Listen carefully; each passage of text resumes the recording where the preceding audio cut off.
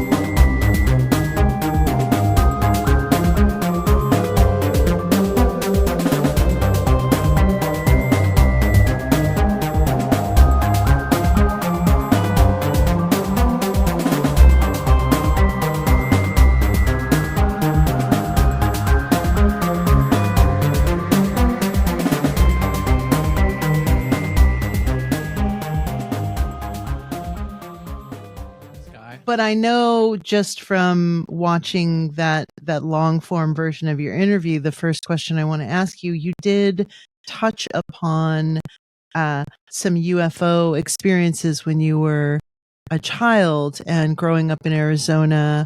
I have very strange connections with Arizona and love. I was born in Los Angeles, but I love just that part of the world very deeply. And I was there for the Phoenix Lights. I have my own weird experiences with Arizona, and I would love to know a little bit more about your personal history and kind of where your family falls with all of this. Like if there are other members of your family that had experiences, or was this very centered on you, or what's the deal? Cool. I also just want to start off our conversation by giving a shout out to Emily Moyer for making this bridge, and conversation to happen. So thank you to her, and definitely thank you for for checking out the stories and what I've had to share. And Arizona, right? Yeah.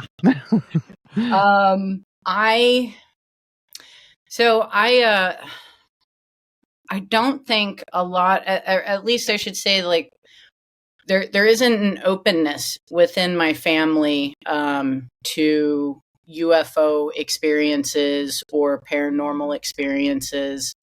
I do know that my mom had a very particular sighting as a child that she still remembers, and there's fogginess with memory, but this particular one has always stayed with her, and it was a very like physical saucer type ship that actually she lived close to the town square of the small town that I'm from, that she's from, and in the center of the square, there's a courthouse. It's a very old courthouse. And so from her window, she could see the top of that courthouse. And one evening, she saw a very physical flying saucer, typical type of vehicle flying around that.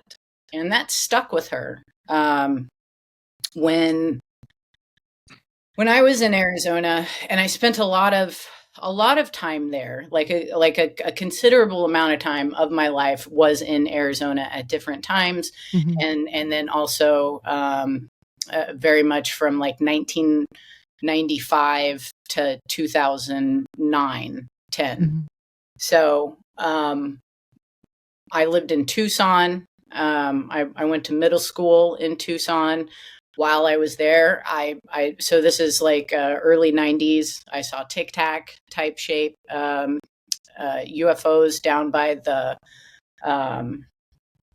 Ashlea Mountains. Is that? Yeah. Sabino Canyon area. Yep. So, and I was seeing those in the daytime with my friend from school while we laid on her the bouncy thing. What are those called? Trampoline. Trampolines. Yeah. We lay on our trampoline and look up and see these Tic Tac type ships. I had no concept, it's just something that happened later on in my teenage years. And then later on in my early 20s, there was I look back at it now, I'm like, that was pretty intense, type of experiences. I, at one point I worked 54 miles out in the desert on your way to San Diego. So past the power plant, right? So I was in law enforcement and I worked in corrections. So I worked at that prison out there and I was on graveyard shift. And so I had a lot of access to looking at the sky. Right. And the things that I saw out there, that was like early 2000s. Again, I didn't have a foundation for what I was seeing, but what I was seeing these orange. They were orange in Arizona, which is interesting because they're like orange orbs of light down there. Up here, I'm seeing more of the white orb of light. That's what I see most often and what I'm connecting with when I'm having the experiences up here. So interesting, just like, it's a noteworthy thing for me to see that I really haven't seen the orange ones up here, but they're down in Arizona. Right. Odd. Very odd. But and just like one night I was working on graveyard and it's 2 or 3 o'clock in the morning, something like that. And the post that I was working in the tower. So like we were up on the top tower staring at the sky. We had binoculars, there's no movement on the yard or anything. So we just had like the access to the sky and we're checking it out. And it was an orange orb situation that looked like there was one that got skipped across the lake, and every time it hit the surface, another one would appear. So then there was this whole big long line of orange balls, Crazy. We also had mountains out there. And I remember coming in and parking in the parking lot and having other officers and staff, like, staring over at this mountain line with lines of UFOs coming in and blinking out and, doing all that. And it's like, you ask what that is and nobody knew, or we got told it was military. And, another time I was going to work at this place. It was graveyard shift again. I remember I woke up late. So I was on my way to work late. And it was probably between like 10 and 11 o'clock p.m. that I'm now out on this road, 54 miles in the desert, and all alone. And I had an orb come 50 feet away from me, not far, 50 to 70 feet away from me, up and, right up here, and paralleled me like the entire time that I drove into the desert, for quite a few miles. Mm-hmm. So again, like I had those experiences throughout the years, but it wasn't something that I delved into as a topic of study. Mm-hmm. I was wrapped up in my career. I was wrapped up in my friends and the art scene and the music scene and all of this stuff of like the burgeoning Phoenix scene from the early 2000s. Like that was taken up on my time. So yeah, mm-hmm. These things were happening, but there wasn't a conscious look back and focus on that. This changes in 2010 when I move up here with my partner to the Pacific Northwest. Mm-hmm. And she had plenty of paranormal experiences in her time in her life. And I have had all sorts as well. It wasn't just UFOs that I had, seen, but I've had ghost activity and mm-hmm. Visionary dreams and I've been open to those things, as well, like learning about that and as the concepts of that. Mm-hmm. So, but when we got together and when we moved up here, it became really in our face. and we were having sightings every night, and we were living off of the Columbia River Gorge, up on this hill, like completely away from the city, completely outside of the city, with an expansive view of the northern sky and Washington land on the other side of the river. And then it was just this constant activity. And then we had to ask questions. We had to dive deeper. We started finding out that this was a thing up here. We started learning that, sightings are very prominent, and that there's different places that you can go to have experiences and to connect further with the different things happening up here. I had quit. My partner and I had both quit our jobs from Arizona, and when we moved up here, we started a food cart and a catering business, and we had a line of products that we sold in groceries and such, and we just had a lot of fun with this culinary creation. And then it was like that was happening in a bunch of UFOs. And we found out about a place that wasn't too far away up in Washington where people would go and have these experiences and these sightings. And it was a known hotspot for paranormal activity, supernatural activity, and lots of UFOs. So we learned about this place and we went to go visit, and we began a friendship with the caretakers of the land during that time. It's a place that's owned by someone, and there's usually a group of people there who are taking care of all the ins and outs of a working farm and, ranch type of place. So we made friends with those caretakers during those beginning times of going up there between 2010 and 2013. And they learned that we had a food cart. And then they learned that we had a food cart, and they let us know that they were looking for new caterers for their conferences and their gatherings. So it was like, it's an interesting offer that has now come across our path, and we're going to take it. And so for 3 seasons, we catered at this place for the events. And that included amazing people, speakers who came out there to share their insights and knowledge. It's where I met Neil Kramer and got to cater for some of his events, and who's been just like phenomenally influential in the best ways, ever since. And I met people there who were coming for the experience as well. And we've kept those friendships. And then also the caretakers of that time, they're no longer there.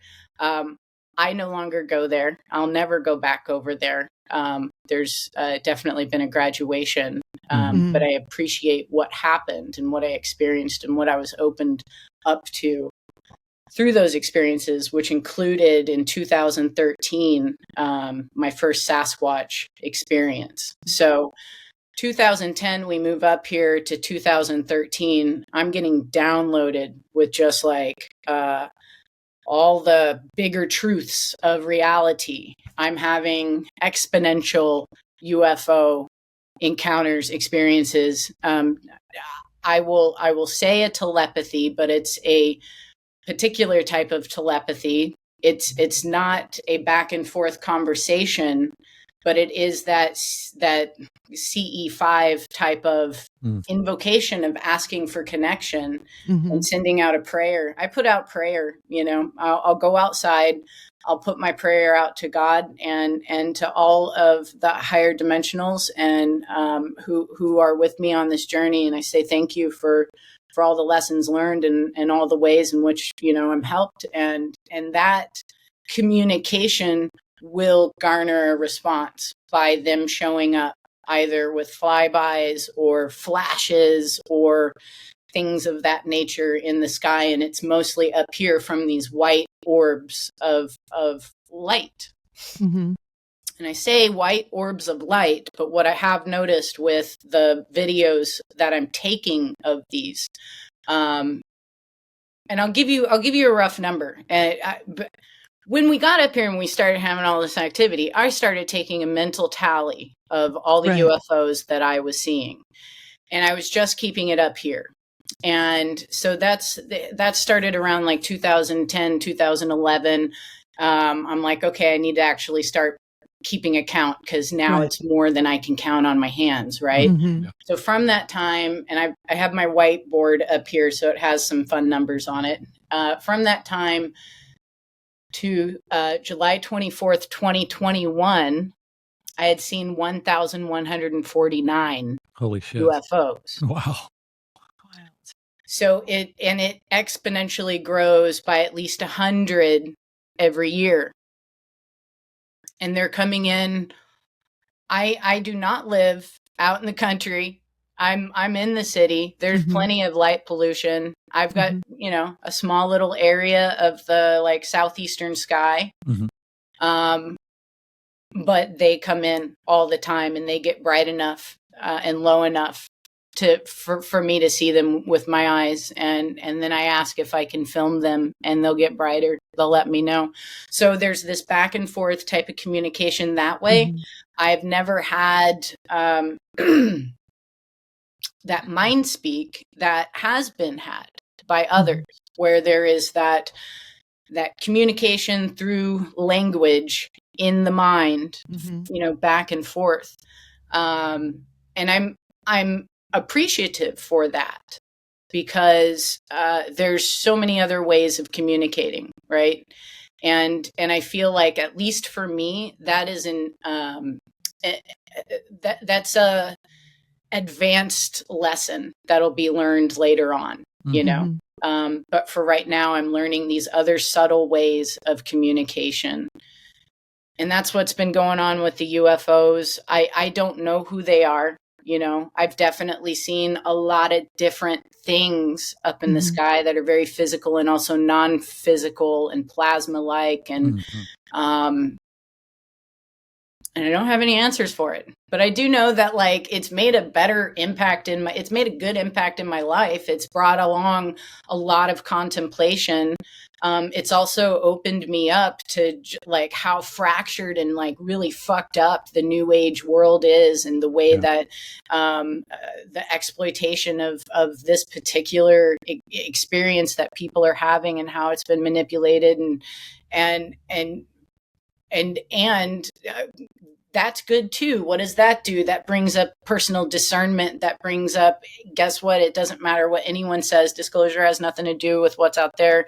It has to do with what's in here. Yeah. And that if you seek it out, if you seek out them, there will be a response. That's with the Sasquatch as well. And really, that's kind of like with anything supernatural, in this supernatural experience that we're having, it's nothing less than a supernatural experience where all of the rainbow, from the positive to the negative, can somehow have an interaction with us, and we can have some sort of interaction with it.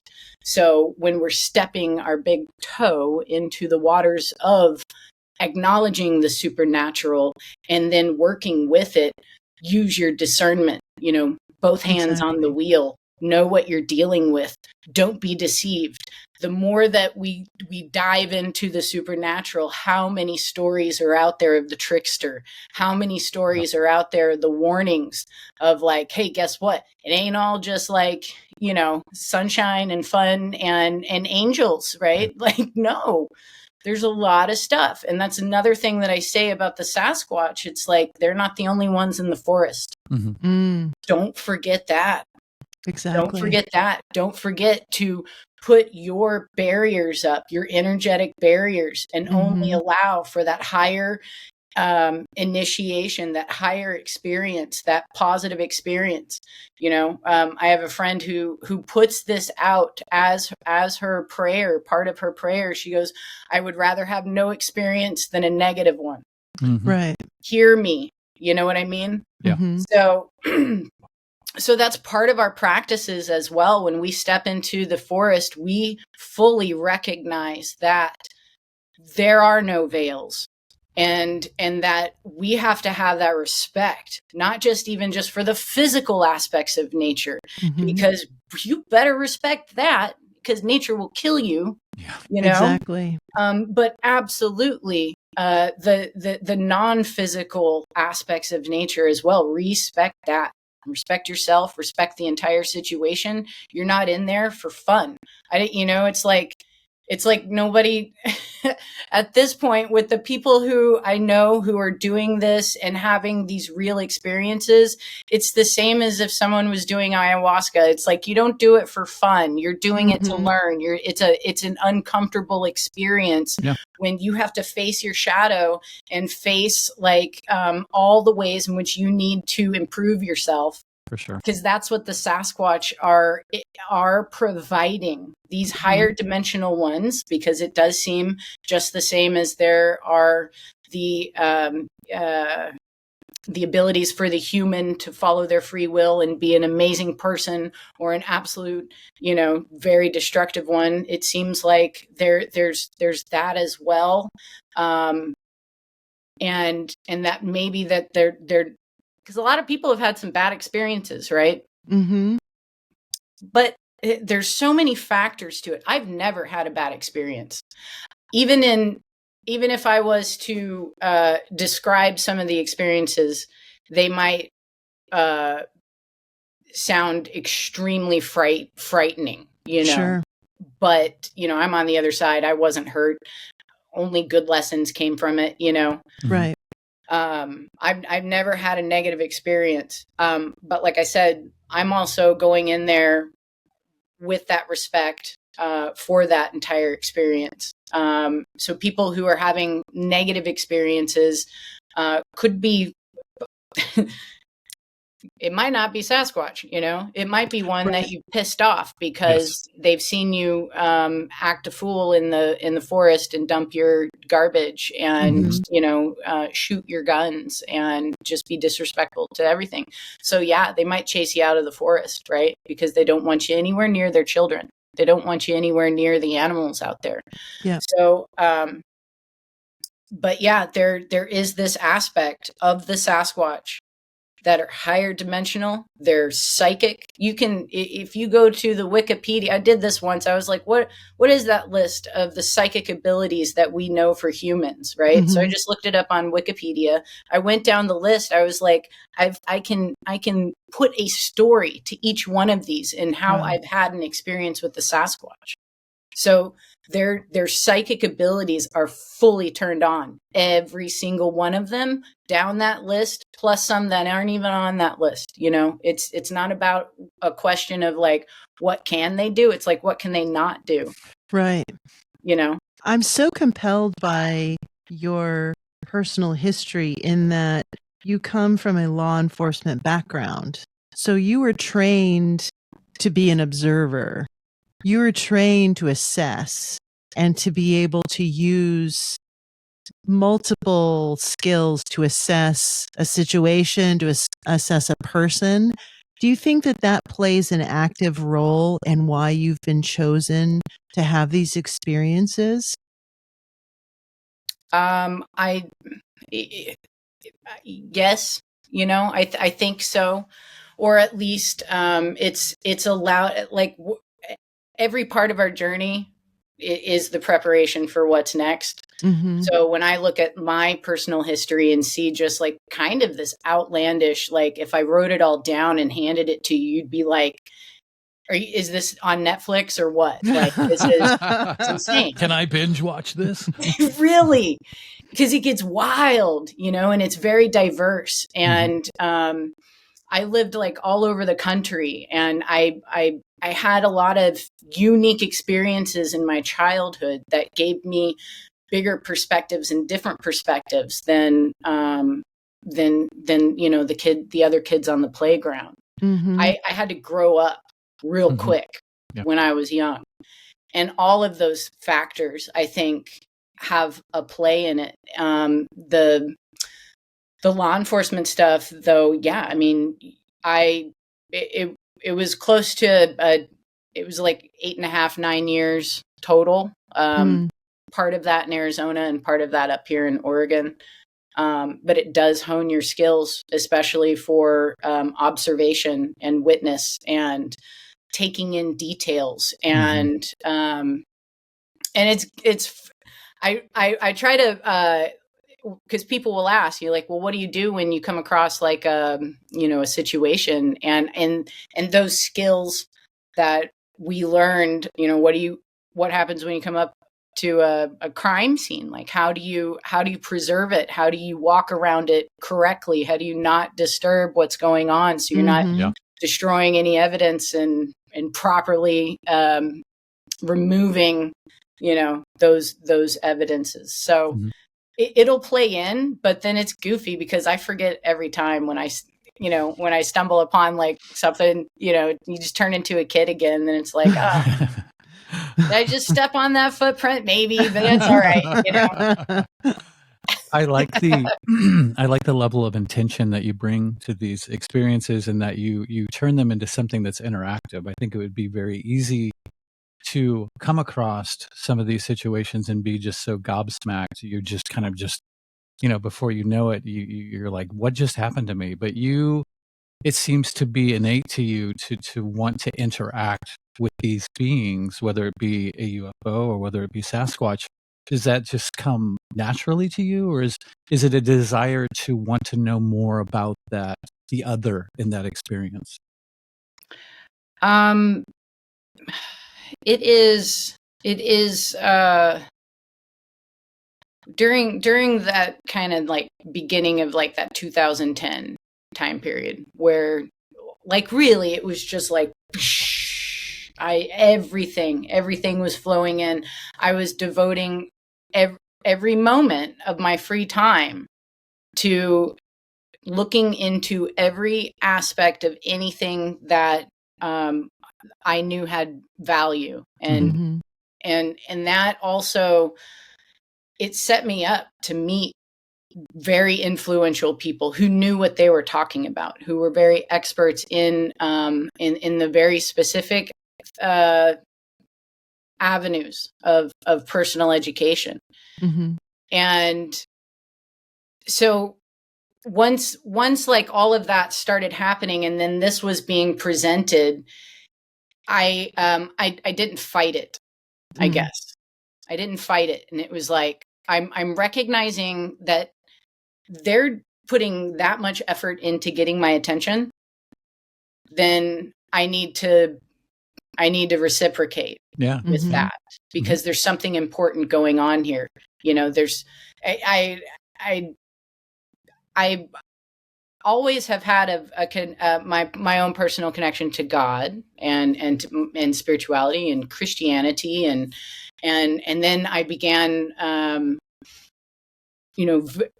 exploring so many different options, and it's circled back into it's like I'm more anchored in my faith and relationship with God through my connection with the Sasquatch, which is so interesting. I'm more connected in my relationship and friendship with God because I'm seeing these things, and these things are having these I'm having these experiences with them, and it's this broader, backed up look on everything, larger, expansive look. And it's happening here. It's happening now. It's always been going on here, right? Like we're all having these beautiful experiences. I might have like maybe jumped off the deep end in terms of my focus and attention and doing that, but it has produced beautiful results, and I think it's super important that we continue the conversation, because it's not just me, right? It's like so many people are having their own experiences, and also not having safe spaces to talk about their experiences because of ridicule or whatever from friends and family and loved ones. And I experienced that too, like I definitely, like when your head like just starts exploding out with with all this knowledge, and then you just want to share, and I did this, and nobody wanted to hear what I had to say about like, you know, any of this crazy shit. Yeah. And that can be lonely, and that can be weird, and Sure. that can be weird for the experiencer, and then they shut it down. Yeah. There's been so many instances since the films have come out. A Flash of Beauty, Bigfoot Revealed, and A Flash of Beauty, Paranormal Bigfoot, where they like to say that the paranormal is normal. I think Simeon Hein said that. And that's become this motto for the films and for our journeys and for our sharings. It's like, nah, man, like we're all experiencing this. And let's normalize the conversation so there aren't people who are holding it in their gut and making themselves have ulcers. Yeah. You know, like it's a shared experience of walking through this supernatural realm. So let's talk about it. You know, well, that leads me to my next question. I want to talk about location, because as I was watching I want to say it was your personal interview, the full length 43-minute version, you talked about the place that you were in, the physical location that you were in. And what my question is do you believe, or what your opinion is of this? Do you think that you are crossing a dimension and you are actually entering into the Sasquatch dimension? Do you think, or they are entering into our physical dimension? Or is there a thin place where there is a connection where those two dimensions lay over each other, and one person, it has 1 foot in this dimension and the Sasquatch has a foot in another dimension?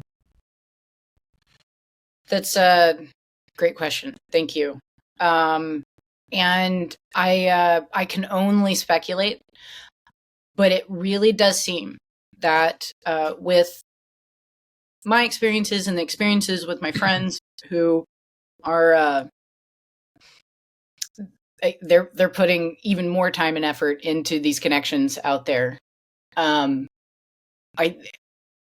Marcia K. Moore, I think this is, she said this and she had this experience and it was this epiphany, and it really just like, it ties a bow on this whole thing. And it's this concept of like, it's not us, or it's not them bringing themselves down in vibration necessarily. It's not them bringing themselves down to meet us down here.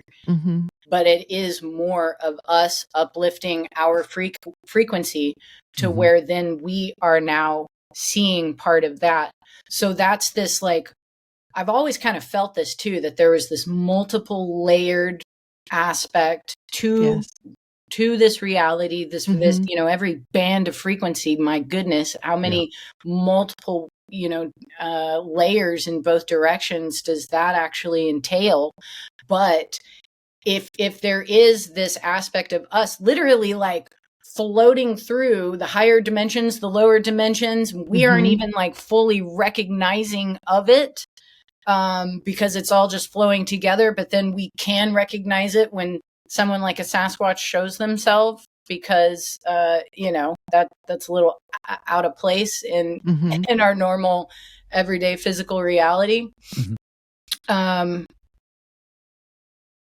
So there was, I have a friend who recently, I'm not going to go into all the details because it's their private story, but he was camping with some other people, and they decided to do a hammock camp, like away from the group, and just, you know, see what happens.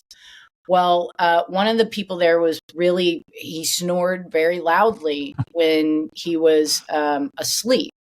And my other friend was awake and in this hammock that kind of like, he was in it, so he couldn't really see on either side, right? And there are these trees around where they've got these hammocks hooked up to and whatnot. So he starts seeing in this limited vision, he starts seeing the tree bioluminate, right? The tree begins to glow. And this energy starts moving up and down the tree, and he's watching it. It's something that we've experienced before. Mm-hmm. The gamut of experiences that happen in one camp out is just, it's off the charts, and it goes in so many different directions. So we have seen these types of lights before in association with the trees. So he's watching this, and he's trying to get the other guy up to the point where he screams his name on the third time he says his name. And he never gets a response from the other guy. The snoring guy. The snoring guy. Okay. Okay. Well, during this time, he never heard any snoring. Wow. So this brings up the question of like, well, were you put in this higher frequency situation to where now that he wasn't part of it?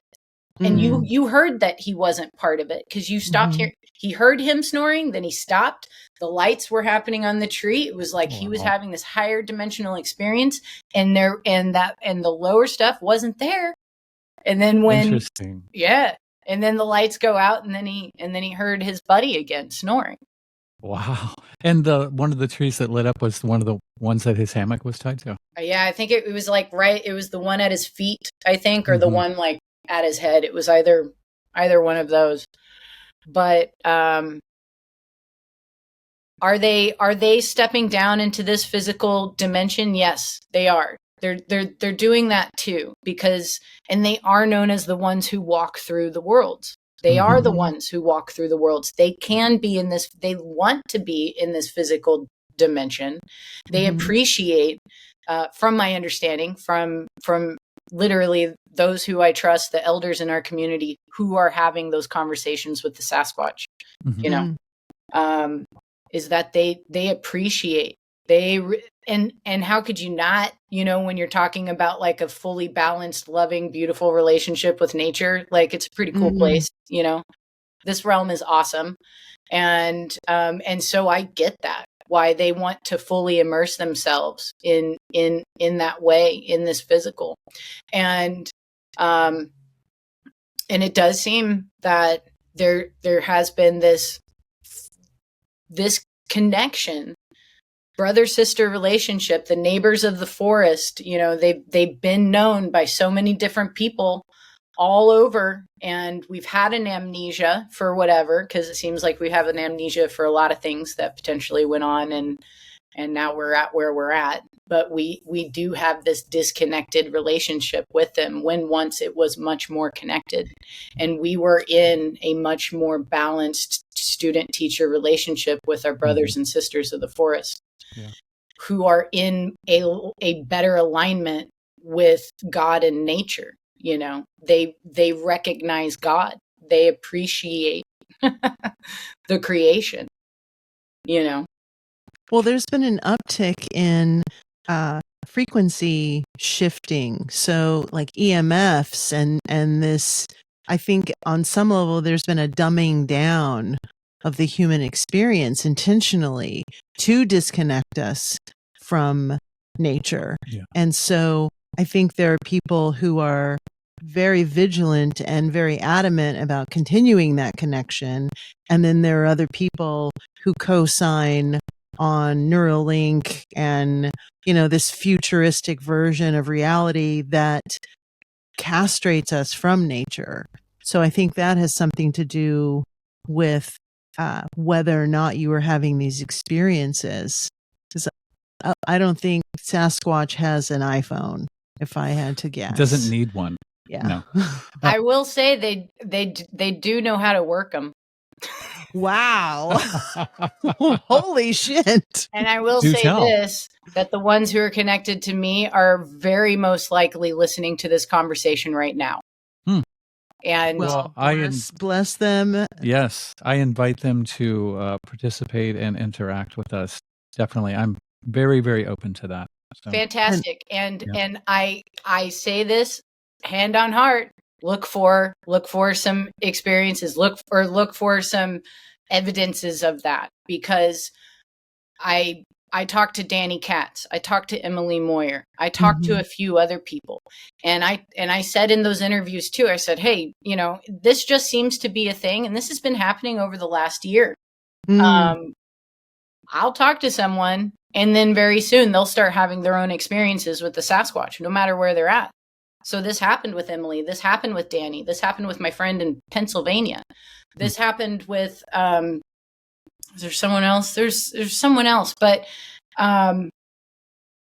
they've reached out to some people. Those people have done some pretty proactive things and made movies and are doing interviews and continuing the conversation. And you guys, the interviewers, it's in your consciousness. It's now, you're having a focus on that, and that connection is there. That's one of the biggest things that they teach us all the time, is the interconnectedness between us all.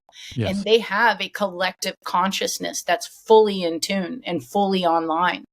The collective. When one Sasquatch knows you, they all know you. We are approaching this with deep respect and reverence. Absolutely. And we intend no harm to any being on this earth or in any other dimension. Yeah, they know it. They know it too. They know your heart. They know your story. They know every detail about who you are, every flaw, and they see that beauty. That's one of the most amazing things for me, because we are these flawed individuals, right? And this happened for me. I've had massive healings from them, not just on like an emotional level, but a physical level, emotional level. I've had these beautiful interactions with them. Other people have too within my group, where if you're taking this seriously and it's not just like like, oh yeah, let's go get scared in the woods and shine our flashlights everywhere, whatever. But no, if there is reverence and there is respect, and you are willing to learn about yourself and heal that which you need to heal, what you have left to work on, if you focus on that, man, they are going to be there to help you, not to hold your hand, not to do it for you, but to be the biggest encouragers of you doing it yourself. And they will help and encourage you in the ways that they will, but it's never a hand holding and doing it for you. It's all very much about like you learning to swim. Well, sort of an offshoot of the question that you asked about location, I would say, is it more of, they're what the Irish call thin places, where there seems to be more activity of these sorts there. Is it more of a location-based phenomena, or is it more of a frequency-based phenomena that can happen anywhere? It doesn't matter where the location is. So I'd say both to that. It's beautiful to be in their lands, to be in their homelands. And you can feel the difference of the energetic signatures of where they decide to raise their families. And that does, I think, especially with like having a creek or running water around, and also potentially the ley lines involved and the minerals and whatnot of that area will heighten certain things. So like when we go out to Greenwater and have our campouts at this particular spot, just off the chart stuff, like off the charts, time loops, mimics, TR3Bs flying over, orbs flying around our tents, portals opening. That's just to name a few. So there's a large concentration when we're in their homelands, and there is the knowing that they are safe and that the children are safe. It seems like there's a lot of interaction that we are doing with the young ones, and that the Sasquatch parents know that they can trust us around their kids. They can trust their kids around us. And so the kids are rambunctious and they're playful and they are psychic as all get out, you know, and they're playful with that. So it can just go in so many directions when we're there. I've also had experiences at home here in the city. I you know, again, I'm not like out of the city. I'm in the city, and I'll get glyphs in the front yard. I see all the UFOs from the front yard. You know, 99% of all the action is happening just because I step outside. So it doesn't have to, they can go, it seems like they can go wherever they want. They can cloak. Right. They can, they're going from this dimension to another. When people see them run, it's not them running. It's them going so fast they're a blur that they don't even look like they're running. Exactly. You know, they're bending space and time. It doesn't, they're not interacting with space and time the way we are, but they're also like choosing to come in and experience space and time, you know? But like they're the ones that are walking through the worlds, and you can have an experience in your home. You can have an experience in the middle of the city. It's not just me that's had that type of experience, you know. It's so many people at this point, especially like more people are being, they're feeling more comfortable on talking about all the weird stuff, because it's like, it gets really weird really quick, and you've just got to be okay with it, you know, and be okay exploring just the subject as being an actual subject, you know? Yeah, for sure. What you mentioned sort of UFO activity and Sasquatch almost as the same thing. We've talked to a lot of different people about this subject, but what do you feel like the connection between those two things are? Or are they two things? Are they just one thing? They're totally connected. They're totally connected. I just say that from my personal experience of having those connections at the same time, and having that happen over and over and over again. It's not a one-off. And it was the first experience that I had with the Sasquatch in 2013. When I had the call and response happen behind me at 3:00 in the morning when I stepped out of my van, and I had a moment where I was like, okay, I guess this is Sasquatch. I guess there's a Sasquatch behind me. And I telepathed to them. I said to them, peace be with you, much love. That's what was in my heart. That's where I was at. I'd already had so many experiences with the UFOs. I'm learning about the Sasquatch. Oh, Sasquatch are up here too. Oh, okay. They're connected to the UFOs. Oh, okay. Oh, I'm hearing a Sasquatch behind me. Peace be with you. Much love, man. Like, awesome. And I felt so goofy doing that. It was funny to me. And I looked up, and when I looked up, right over like 100 feet above me, two balls of white light, you know, crossed in an X pattern right above my head. So that's interesting, because that's one of the glyphs that they'll leave us all the time, is a perfect X. And they'll do that with trees that they've ripped all the branches off of and turned upside down and shoved back into the ground, and made the perfect 45-degree, you know, every single time X. And that is what we have come to know as a greeting, as a welcome. So I didn't even really like put those. I've always said, yeah, like there was these two that crossed over me, and I've said that, and that's what happened. But it wasn't until like last year I was like, it was an X. It was an X, and that's what they give us all the time. And it was like, they did it right over top of my head after they made that first, you know, vocal initiatory connection. You mentioned that in some of these orbs, and your orb video and photography is so compelling, and I've seen many versions of people's orb photography and video, and I've never seen anything that resonated with me so deeply, where I felt like it was real, like what you were experiencing was real. And you've mentioned that there were different aspects to these orbs where you would see like an eye or a face. What I wonder is, do you believe or posit that this could potentially be something that is interterrestrial, that it's coming from within the Earth and not necessarily coming from outside of our atmosphere? Fully. So it's really funny that I've seen all these UFOs because I'm a total geocentrist, and like I'm like, there's a firmament up there, like we're all here, and that goes along with it too. What do the old stories say? Mhm.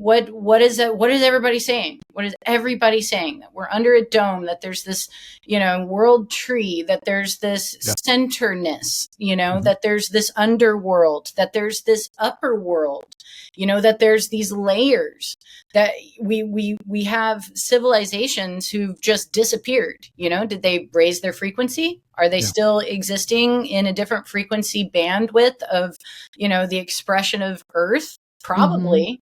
Something that'll happen to us in our camps. This has been experienced on multiple occasions by people. I haven't heard it yet, but it'll be really fun when I do.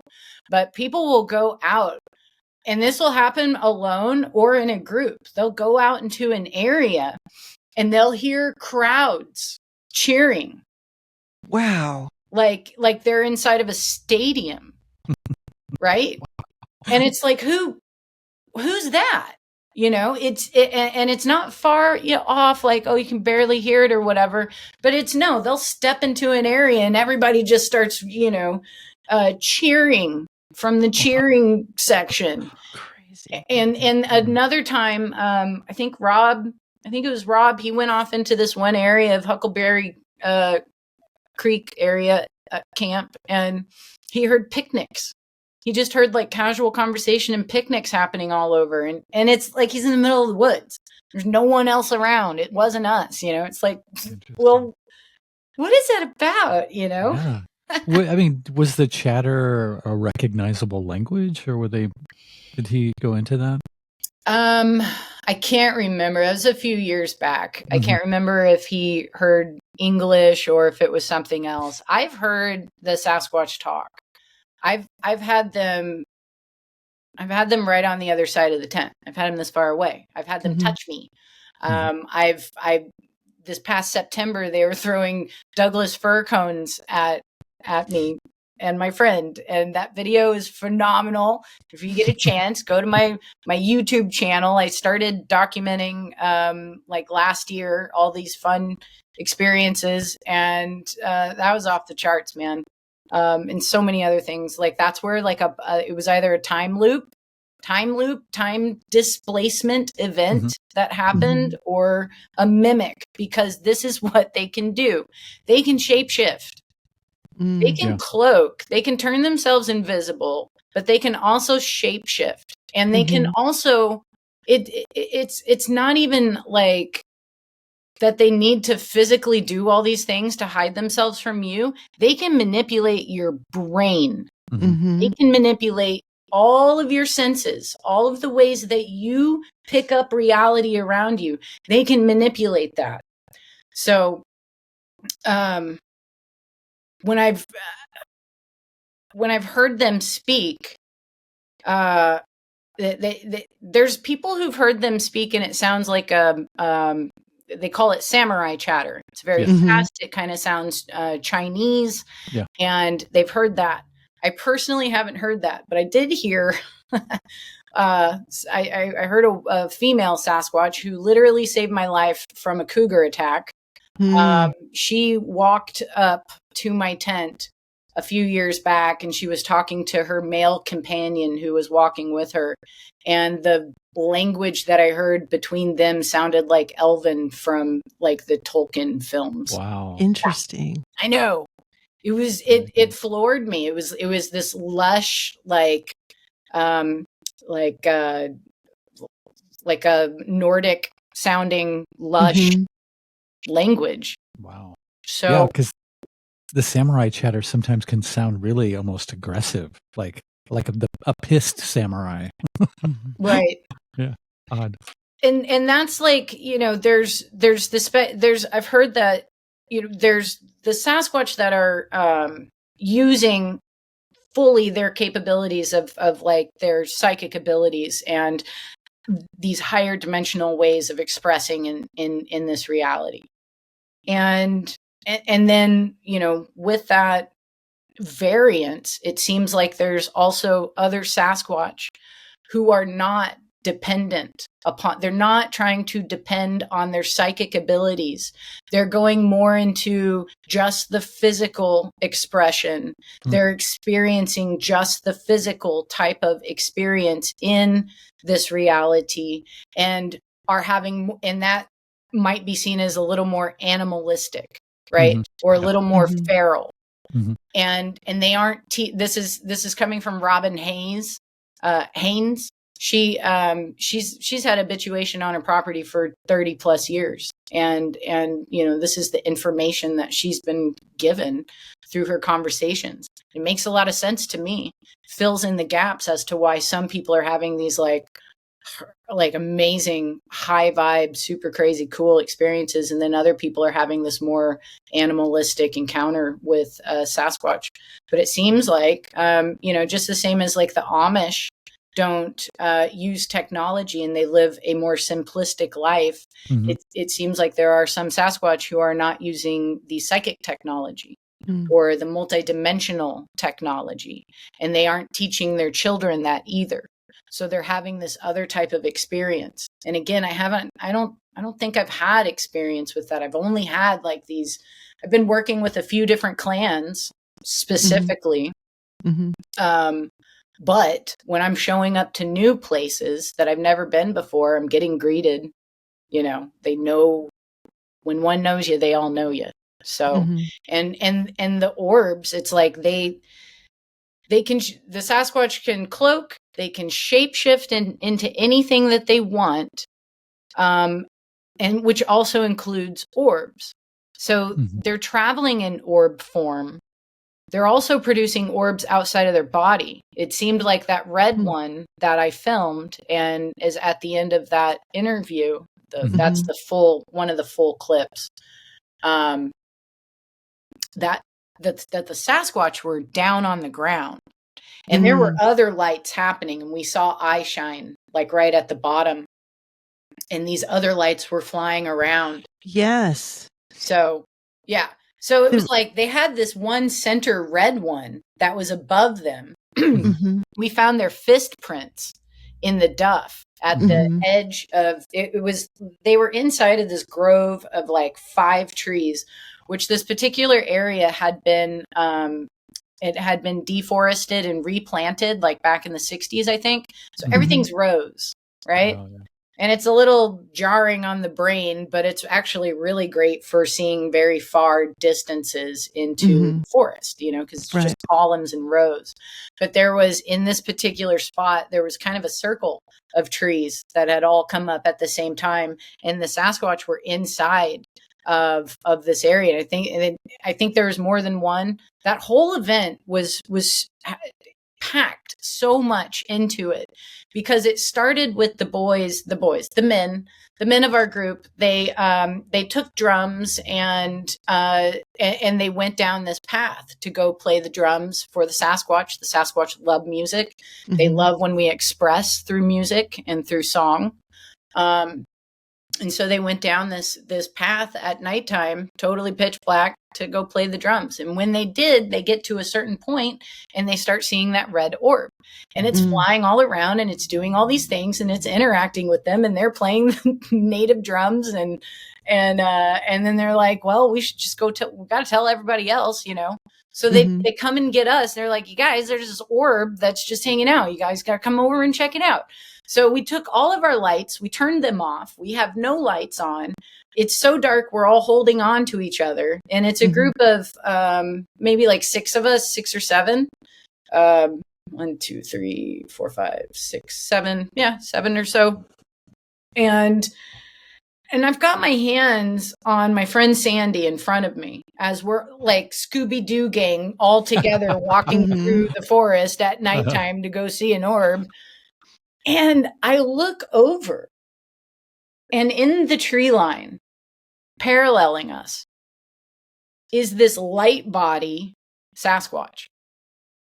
It's a body of light, but that body has no neck. That body is huge. It's at least 10 feet tall.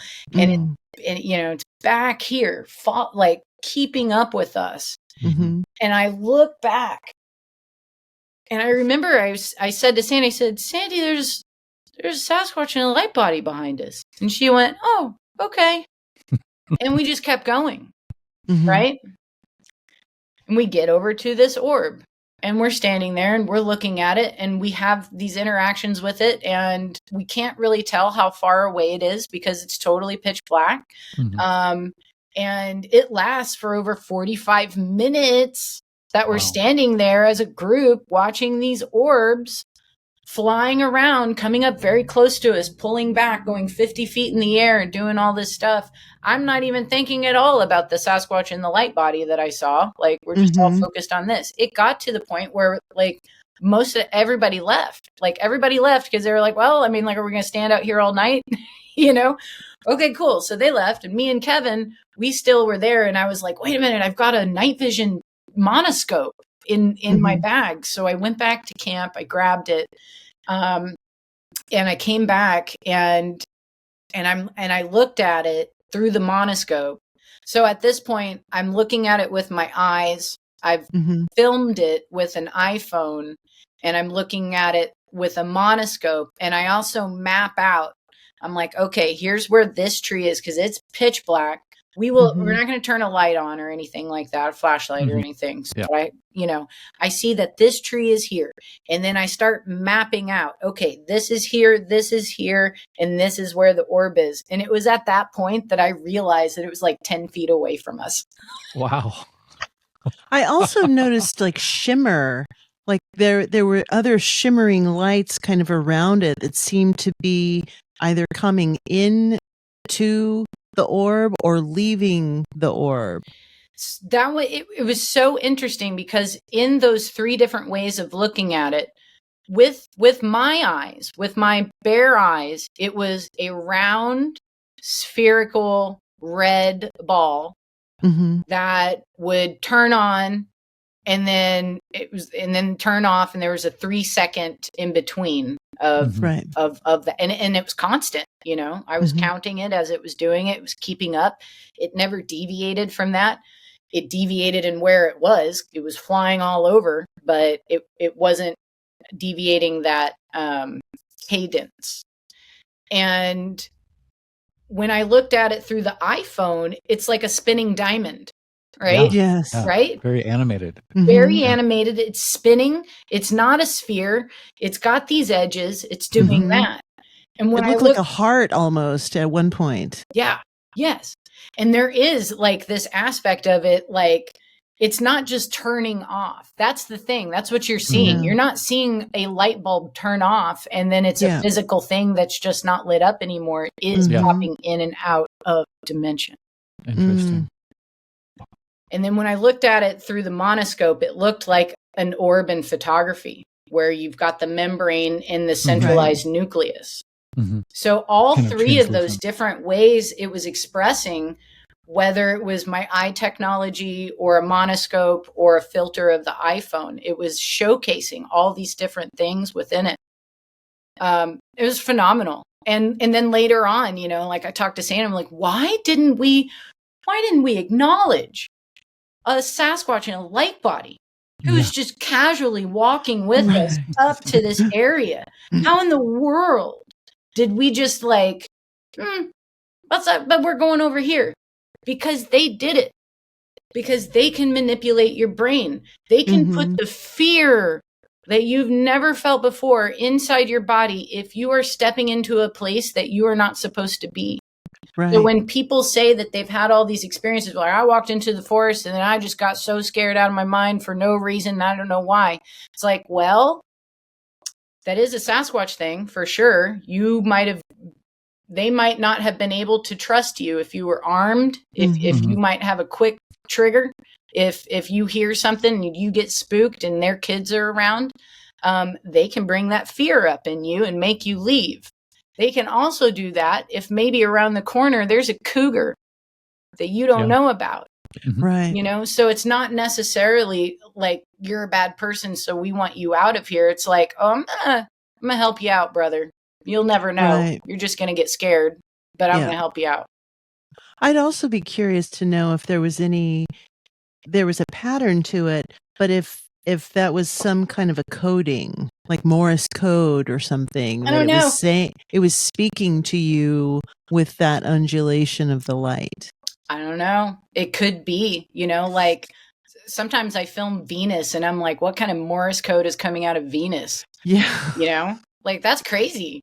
So, and if we are talking about a wandering star, one of the wandering stars within the firmament that is an orb that's pulsating out a light, that when people look at it real close, it looks like it's underwater. It's not a physical item, and we stay in that in that sphere of our like 7 original aspects, the 5 wandering stars and our sun and moon and earth, right? Like that type of perspective.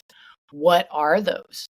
If the orbs are if this is a universal form of travel that consciousness or a soul will take to travel, if we're taking them during astral traveling, and that's why, if you go into a bar or a place that's been occupied for hundreds of years, or sacred spaces or whatever, there's orbs flying all around, is that on this lower level of consciousness and astral travel and humans, and they're taking this form to do so non-corporeally. Okay, is this a technology? Is this a technology that we subconsciously know how to access, but we don't consciously know how to access, but the Sasquatch do, and others know how to as well? And it's the shape of, the real nice UFO thingies that I see up there that are flying around and come in to say hi and to, offer encouragement during good times and bad. It's also kind of the shape of what they say the angels were, sphere within a sphere and a circle within a circle and all of those things. Well, what is this shape and how many are utilizing it? And what are those wandering stars that are also utilizing that shape? Yeah. I was curious about the gentleman called Kyle in The Flash of Beauty, when he spoke about 4 Sasquatch that had been shot and then taken off out of the area. And I know you could only conject, but do you think that was allowed to happen? It seems like they're always in control of what happens. Yeah. I don't think that there's absolutely no way you can just pull one over on one of them, right? And because there's this aspect of being outside of space and time, they'll do things where it's like, okay, you obviously knew I was going to be here. You see into the future. You knew that this event was going to happen. You forewarned me. You gave me this insight that you should only know if you have insight into the future. So you're not dealing with a linear type of knowing from them. They have this all knowing. When the Patterson Gimlin film was taken in 1967 with Roger and Bob, Patty, that was a sacrifice that Patty made. Because it also seems too that like there is a hesitation from them to be filmed or to be photographed. So whenever one is occurring, whenever these legit photos and videos are coming out, it's because it's time. It's time for that piece to come out and for people to see that. And from what I understand, that's how it was with Patty and with that film. She knew she was going to be filmed. She knew that she was going to literally become the most recognized face to her entire people, and that it was going to awaken within humanity something that I think we're only really getting into right now. Yeah, because it took that long, and there are infiltrators within, again, New Age and spirituality and cryptozoology or biology or higher spirituality, all of that. There's been a hardcore effort to keep this as physical as possible and as primate as possible, with no spirituality, no higher knowing, no connection to God, none of that. And it worked for a few decades, I guess, 1970s to the 2000s, even up until like 2010. If you came out and said something that was paranormal, people would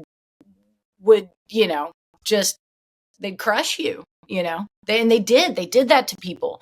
And it's like, okay, well, you must be getting a paycheck from somewhere else, to put so much effort and energy into squashing anyone who has the cojones to tell their story that goes against the narrative of what mainstream media is trying to paint of these people. These are a people. They are in a higher, more beautiful relationship with nature and themselves. And there's so much we can learn. There's so much we can learn. The learning has never stopped. It never will. And of course, they don't want that on the menu. They don't want you to even realize that something like that, or a group of beings can exist in that way, in that kind of peace and harmony with their environment, because that would give us some bright ideas, wouldn't it? Yeah. I always wonder, with the walking between the two worlds reality that they seem to exist in, which is the home world? And are there other worlds that they walk between that we don't have access to because we have our little meat-based senses that we're kind of apprehending our reality with? Do you think that they're visiting here, or that they're here and they sometimes visit somewhere else? It's a good question, and I can really only share that which has been shared by the elders in my community that I trust. Sure. Mm-hmm. Which this information is coming from Arla Williams, who was featured in both films, actually. Mm-hmm. She lives out in Oklahoma. I got to visit her land, and we all watched the eclipse in Oklahoma this past April. Cool. And a Sasquatch teacher of hers, Kashima, has told her that, they come from a different place. And that's about all I can say. They come from a different place, but then I've also heard that they are the original people. They are the primal people. They came from another place, but there was also some aspect of them being here first. If you think about their physiology compared to our physiology, what makes more sense with being, an evolution to the environment? Their bodies make sense to be in the environment that they're in. We have to put coats on. You know what I mean? Or we'll get really cold. So what happened? It does this primal aspect, this primal people aspect, that they are way more fitting to the environment of the natural world than we are. But there is some sort of there is a genetic connection. There is this knowing and understanding from the indigenous people and them, who still hold on to their stories and pass along the information that they are the brothers and sisters. We are the brothers and sisters. We are the little brothers. They are the big brothers, and the genetic connection is within the mitochondrial. There's from the testing that different people have done on the plethora of physical evidence that gets left all over the place. We've had so much physical evidence, and that's fun, and it's neat to find, the prints or whatever. But the testing has been done. There's a mitochondrial link, but that nuclear link, it's unknown. It's not in anything that's been mapped. So it's a 100% unknown. So what does that say? I think it's I think it's interesting too that like they're called there's the bumper stickers or whatever that say they're the hide and seek world champions, right? Yeah. It's Social certainly distancing. true for history, you know, like they are hidden real well within history, but then also talked about all over the place. Mm-hmm. And everybody has this story that of the wild man or of the Sitonga or of the, all of these similarities. And there's definitely people who think that when in the olden times they're talking about the giants or even the Nephilim or whatever, they're grouping them all together and saying, well, these must have been the giants and these must have been the Nephilim. I don't think so. I think the giants were here. I think the Nephilim are probably still here, and they are not this evil trickster. I've never had that evil trickster energy coming from the ones that I've connected with.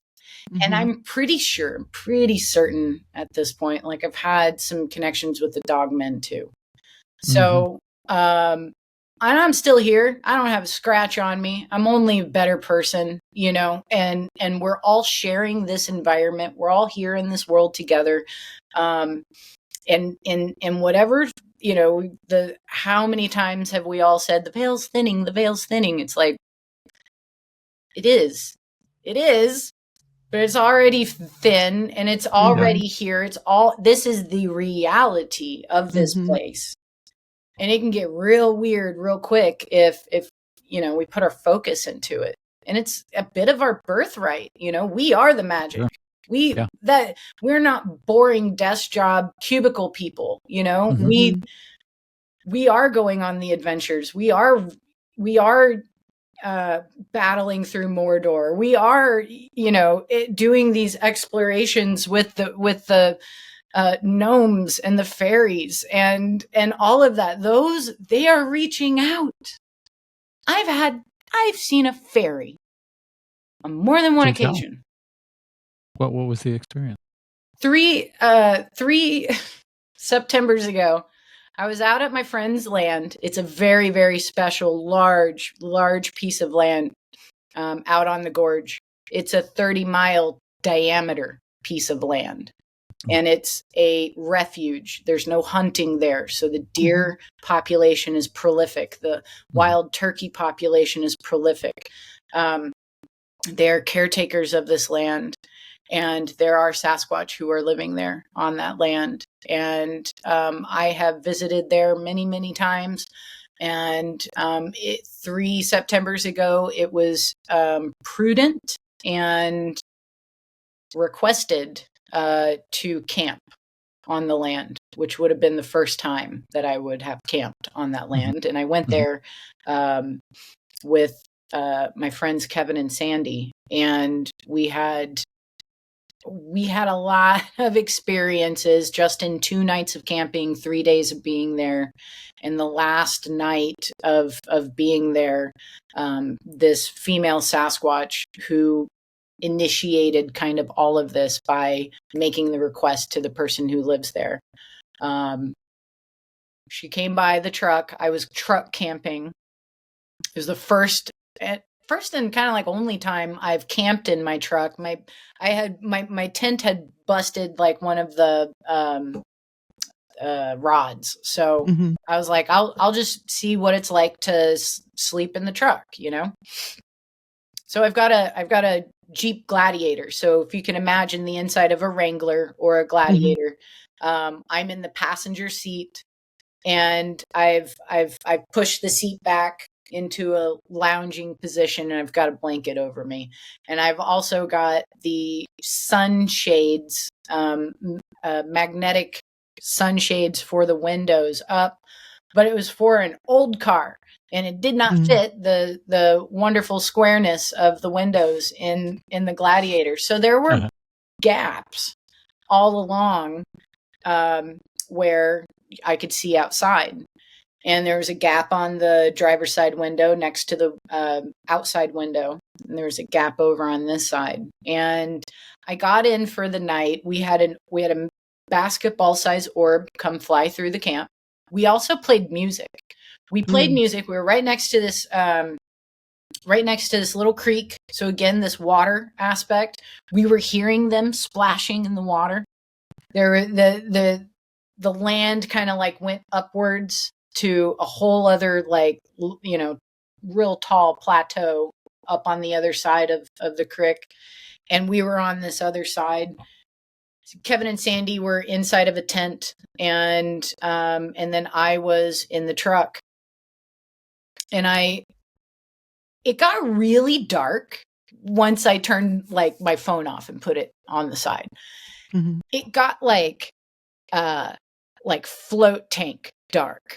Mm. And it was so interesting to me in the moment, because I remember the night before, I could see the trees, I could see everything, and there was no deviation in the weather from night to night.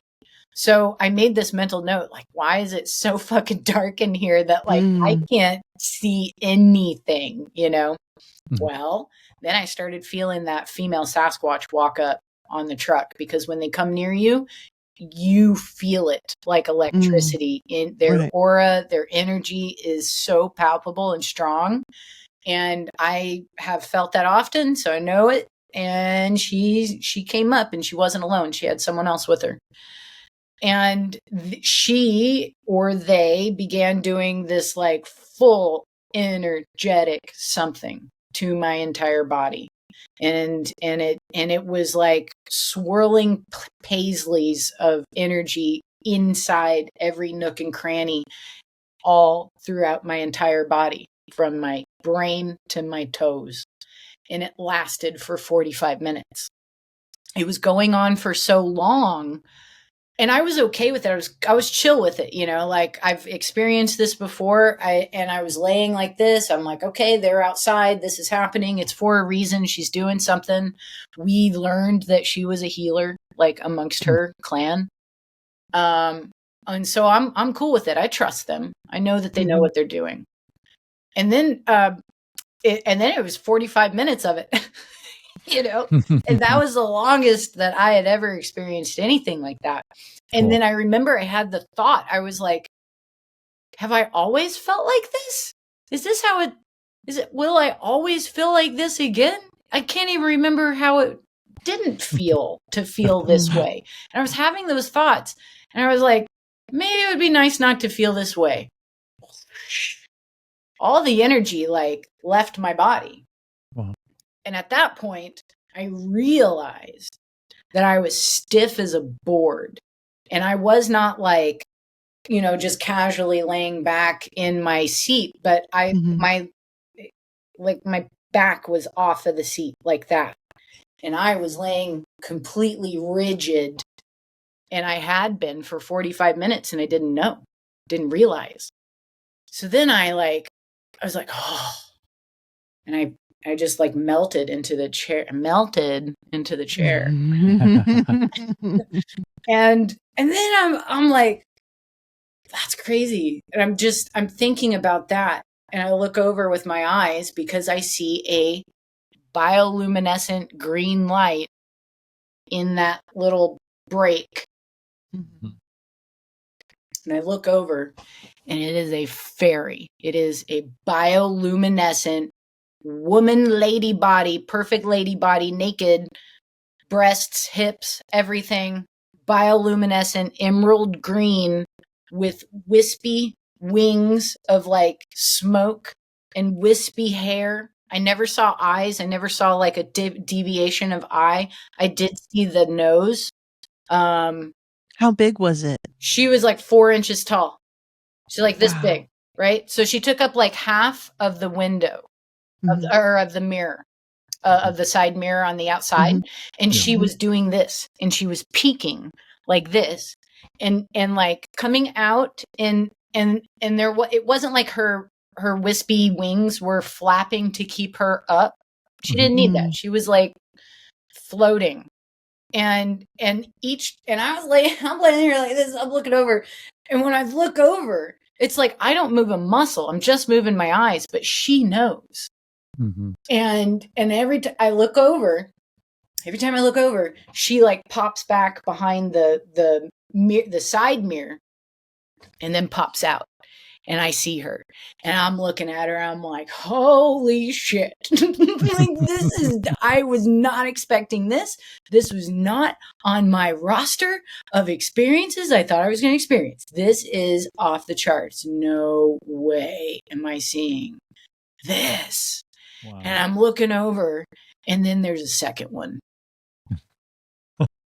And the second one pops up, and she's right above the other one, and they're both coming in and out from behind the mirror, staring at me. And I think for like 2 seconds, I'm like, do I grab my phone? No. Yeah. I was like, I just need to go to sleep.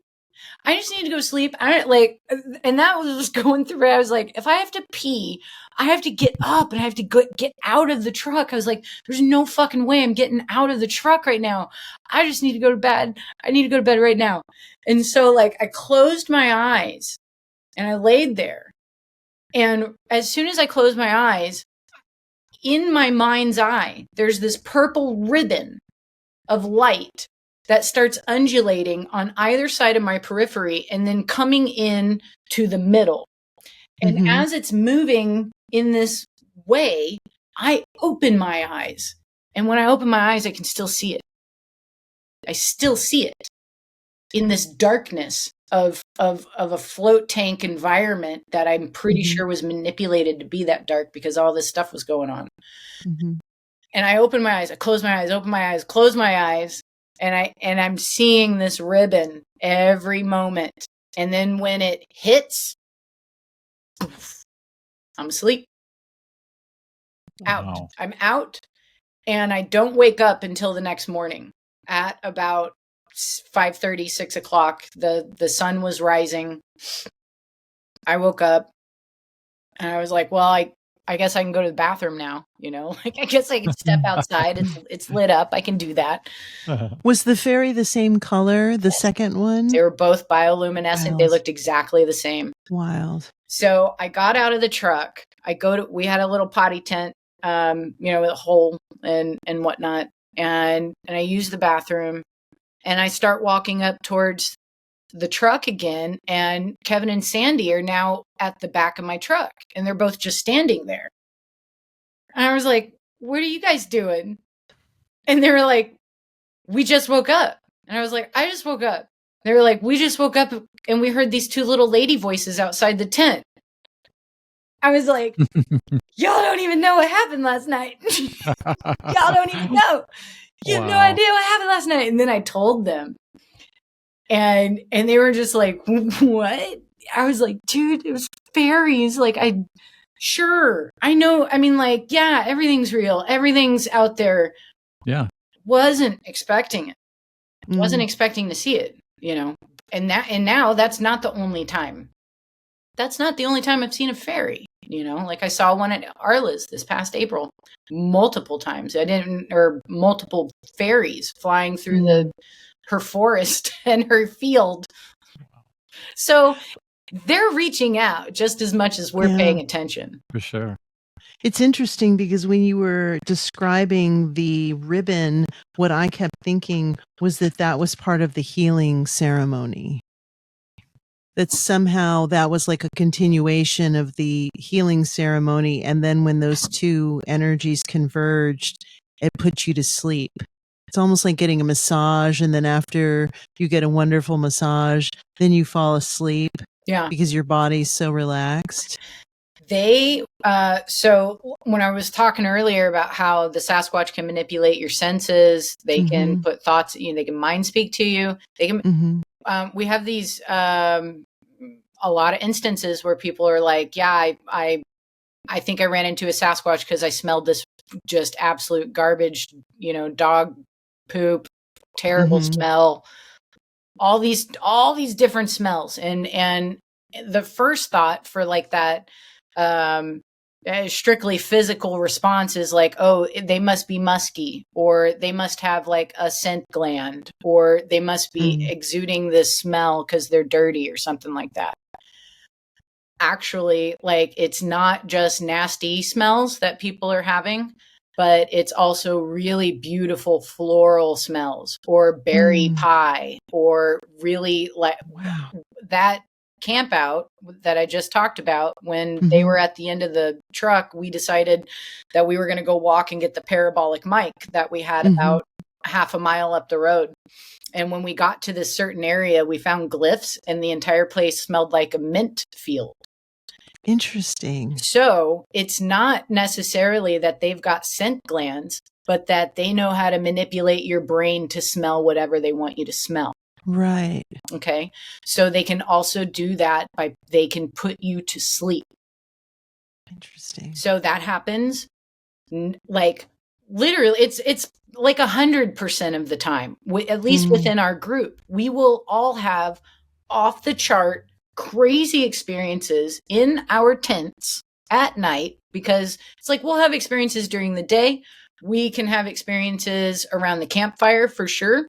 When we go back into our tent, it's very personal, and it gets very specific, and that's where like they will get close and perform the healing, and they will get close and have like this like, you know, very intense interaction.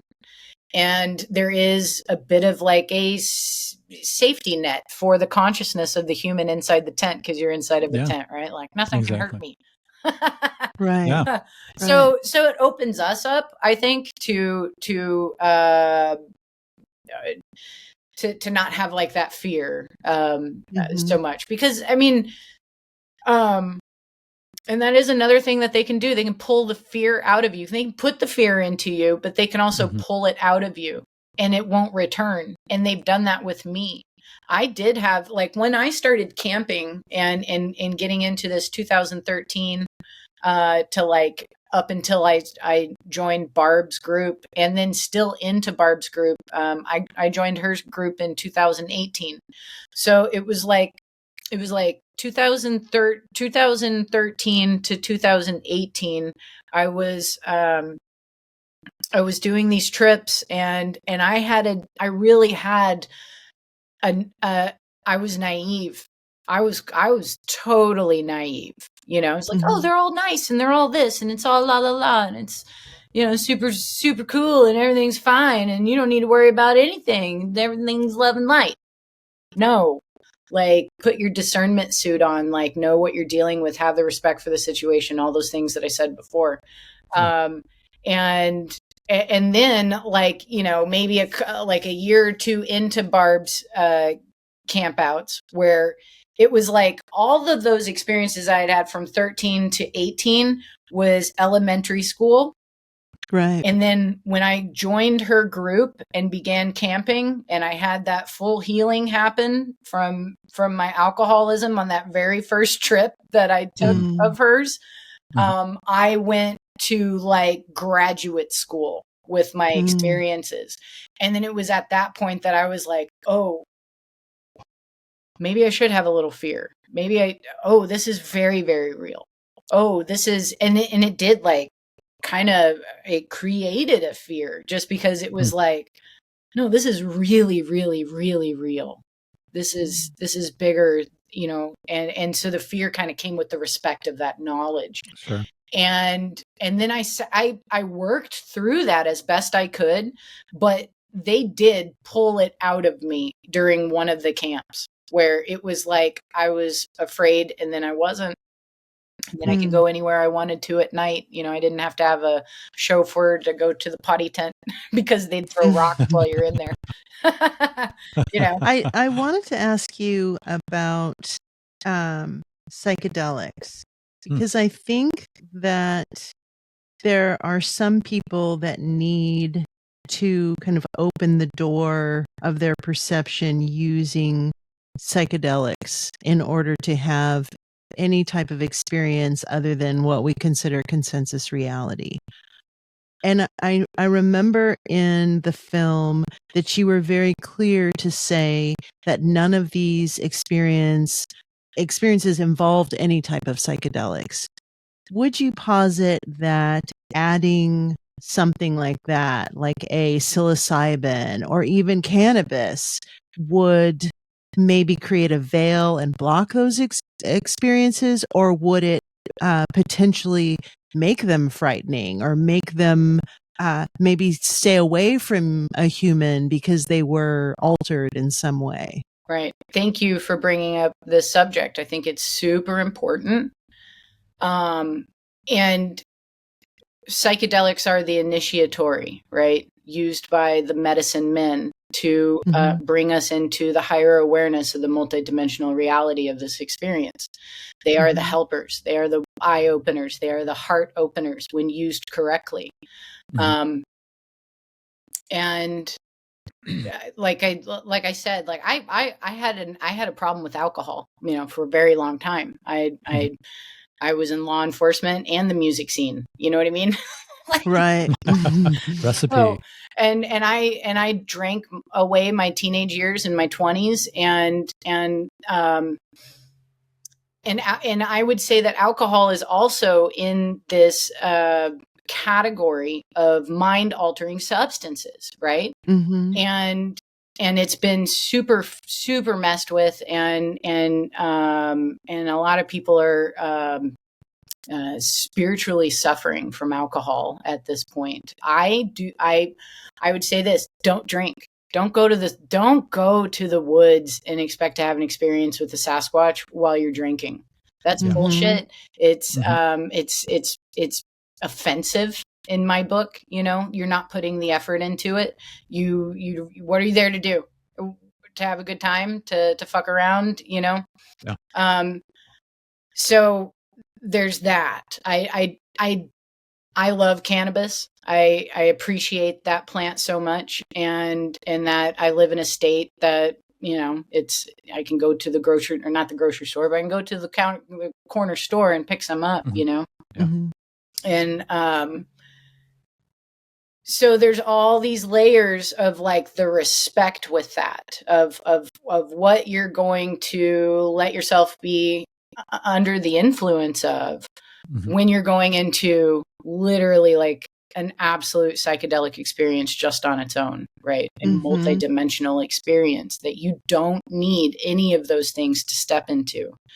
I think that I think everybody needs to, my personal experience, my personal feeling is that we can all learn from psychedelics, right? When used appropriately and with that respect, and with as the teachers that they are, like it absolutely has a place within our experience. And I think about how crazy the experiences have been, just again in this time frame of being in Barb Shoop's camps from 2018 until now. To even think about putting a mushroom into that scenariio, just it's too much. It's like you do not want to do that, right? Like, because again, it's respect for the situation. It's respect for, like, you don't want to do anything to harm yourself or put yourself in danger. But all of that being said as well, there are people who are having psychedelic experiences with the Sasquatch, and not just them taking it, but they're giving the Sasquatch the mushrooms, and they're having psychedelic experiences. Wow. I was going to ask about that. I know. Like whether they had their own version of that. It never even really crossed my mind. And I know that I said that in the interview, like, we don't do drugs, and we don't, and like, and I wouldn't want,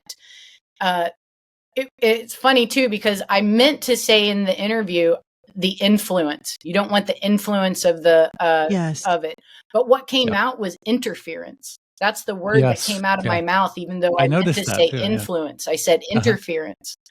And I was like, was that exactly what I wanted to say? And then mulling it over, yeah, it is. You don't want to have that interference noise, because you don't need it. You don't need that to unlock a multidimensional experience with a Sasquatch. But going that next level and potentially crossing the worlds of the Sasquatch with the psychedelic experience, like, even just now, my voice went down. Like that's reverence, Yes. like and now someone that I know, I just listened to an interview recently, and he was one of the people that I sought out first, because I knew he was having the real experiences. He's up in Canada. His name's Mike Patterson, and his channel is Sasquatch Ontario. And he has been having this ongoing connection with a family up there, and specifically a Sasquatch whose name is Nefertia. So Nefertia is now grown. This has been, I think, a 10 plus year engagement and connection between Mike and Nefertia. And Nefertia is now in his 20s, and there is a younger Sasquatch who's in his teenage years that is kind of taking over the role of Nefertia in his interaction with Mike. So he's having a lot more interaction with this younger kid now than he is with Nefertia. Well, he's given him mushrooms about 20 times. And he'll gift with the Sasquatch at his cabin in his kitchen. He doesn't go outside to gift them. He puts it on the counter and says, "Take it if you want." And then he'll come back and they'll be gone. And then he'll be sitting at his table, and a marble will aport in front of his face and drop down and hit the table. Holy shit. Yeah. Wow. That's amazing. So that's news to me. And I was just blown away when I heard him like confess in an interview that was recent that he's been having this ongoing psilocybin experience where he's gifting the psilocybin to the Sasquatch, and they are wholeheartedly appreciating it. And then it's like, well, why wouldn't they? They're literally in the forest. They know the psychedelic aspect of every single plant. Yeah. They know everything about everything for sure within their environment. So why wouldn't they be having that type of experience as well? And holy smokes, what are you going to do on that trip if you're a Sasquatch and you take mushrooms? Like, where are you going to go? Well, what I was thinking is it's really more about personal safety than maybe penetrating some veil with the Sasquatch, because if you don't come with the right energy, they're not going to come anywhere near you. So if you are drunk, or if you're out of control, then that's not going to be an attractor. So they're not good. So it's really more about your own safety of not falling in the forest or breaking a leg or doing something. So I think that's kind of an interesting aspect of this, is that we don't really have to protect the Sasquatch. They're really worried about protecting us more than anything. Yeah. Yeah. They can take care of themselves, but we're the doofuses that can get ourselves into some major trouble just by going off path. I have a friend, Kathy, who she was Sasquatch camping with one of our elders, Tom Cantrell. He's 80 years old. He's had over 60 years of connection with the Sasquatch. And and he and Kathy were camping. I forget where they were, but Kathy got up to go to the bathroom, and she's like walking on the trail, and she's got the flashlight towards the ground, and she literally ran into a Sasquatch on the path. And then she screamed, and the Sasquatch grabbed her arm, his entire hand around her entire arm, and wouldn't let go. And Kathy is screaming at his face, and she's like, I'm sorry. I didn't mean anything. I was just trying to go to the bathroom. I'm sorry. Just please let me go. Screaming. So Tom gets the mind speak. He's in his tent. He gets the mind speak, and he hears her screaming, and he hears the Sasquatch say, "Come get your friend." So Tom walks out and walks over to her, and then just calmly puts his hand on her arm. The Sasquatch let go, and then he takes off. And it's like, why did the Sasquatch do that? Why did he grab onto her in that way? It wasn't because of, he was angry at her or anything. It was for her safety. If she would have seen him and been able to react to the way her fight or flight, internal, it would have been, she would have ran off into the forest and gotten lost, So he held on to her, told Tom to come get her. and let go. So like, yeah, I would not encourage anyone to do psychedelics and go and try to find Sasquatch. Absolutely not. I would highly encourage you to work on yourself and have your internal landscape as cleaned up as possible and go present yourself to them if you are looking for a relationship with them, because that's all you got to do. We said, Emily said this in our interview. She said, wow, you were like literally like naked in front of them asking for help during that first camp out with Barb. And it was so right on, because that's exactly what's happening. You are emotionally naked. They know everything about you. Don't try to hide. Don't try to act cool, And if your heart is into it and you're ready to dive deeper into an expanded experience, like, do it.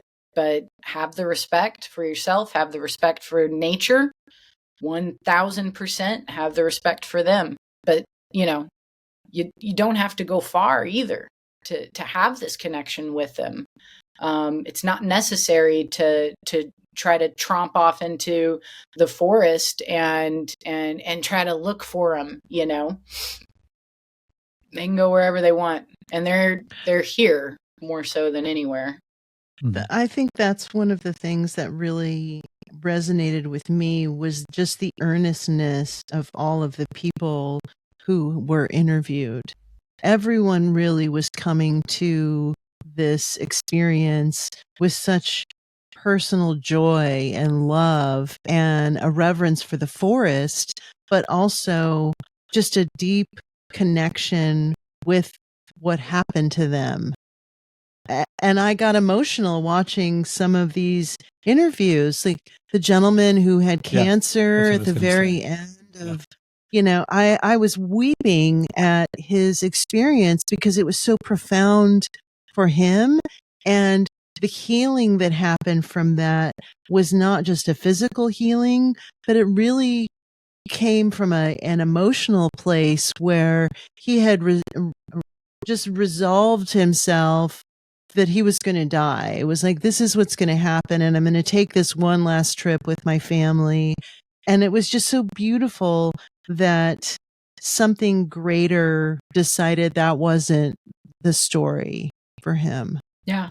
What I would ask you is, what do you believe the time span or the time line, what is the life expectancy of a Sasquatch?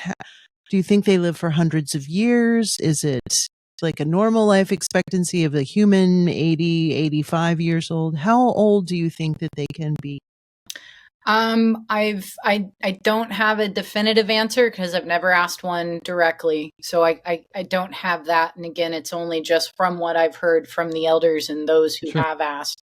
Because it's an interesting question, like if they can manipulate their bodies, are they ravaged by time, or do they age the same way that we do? I've heard that there are just the same as there's different humans, right?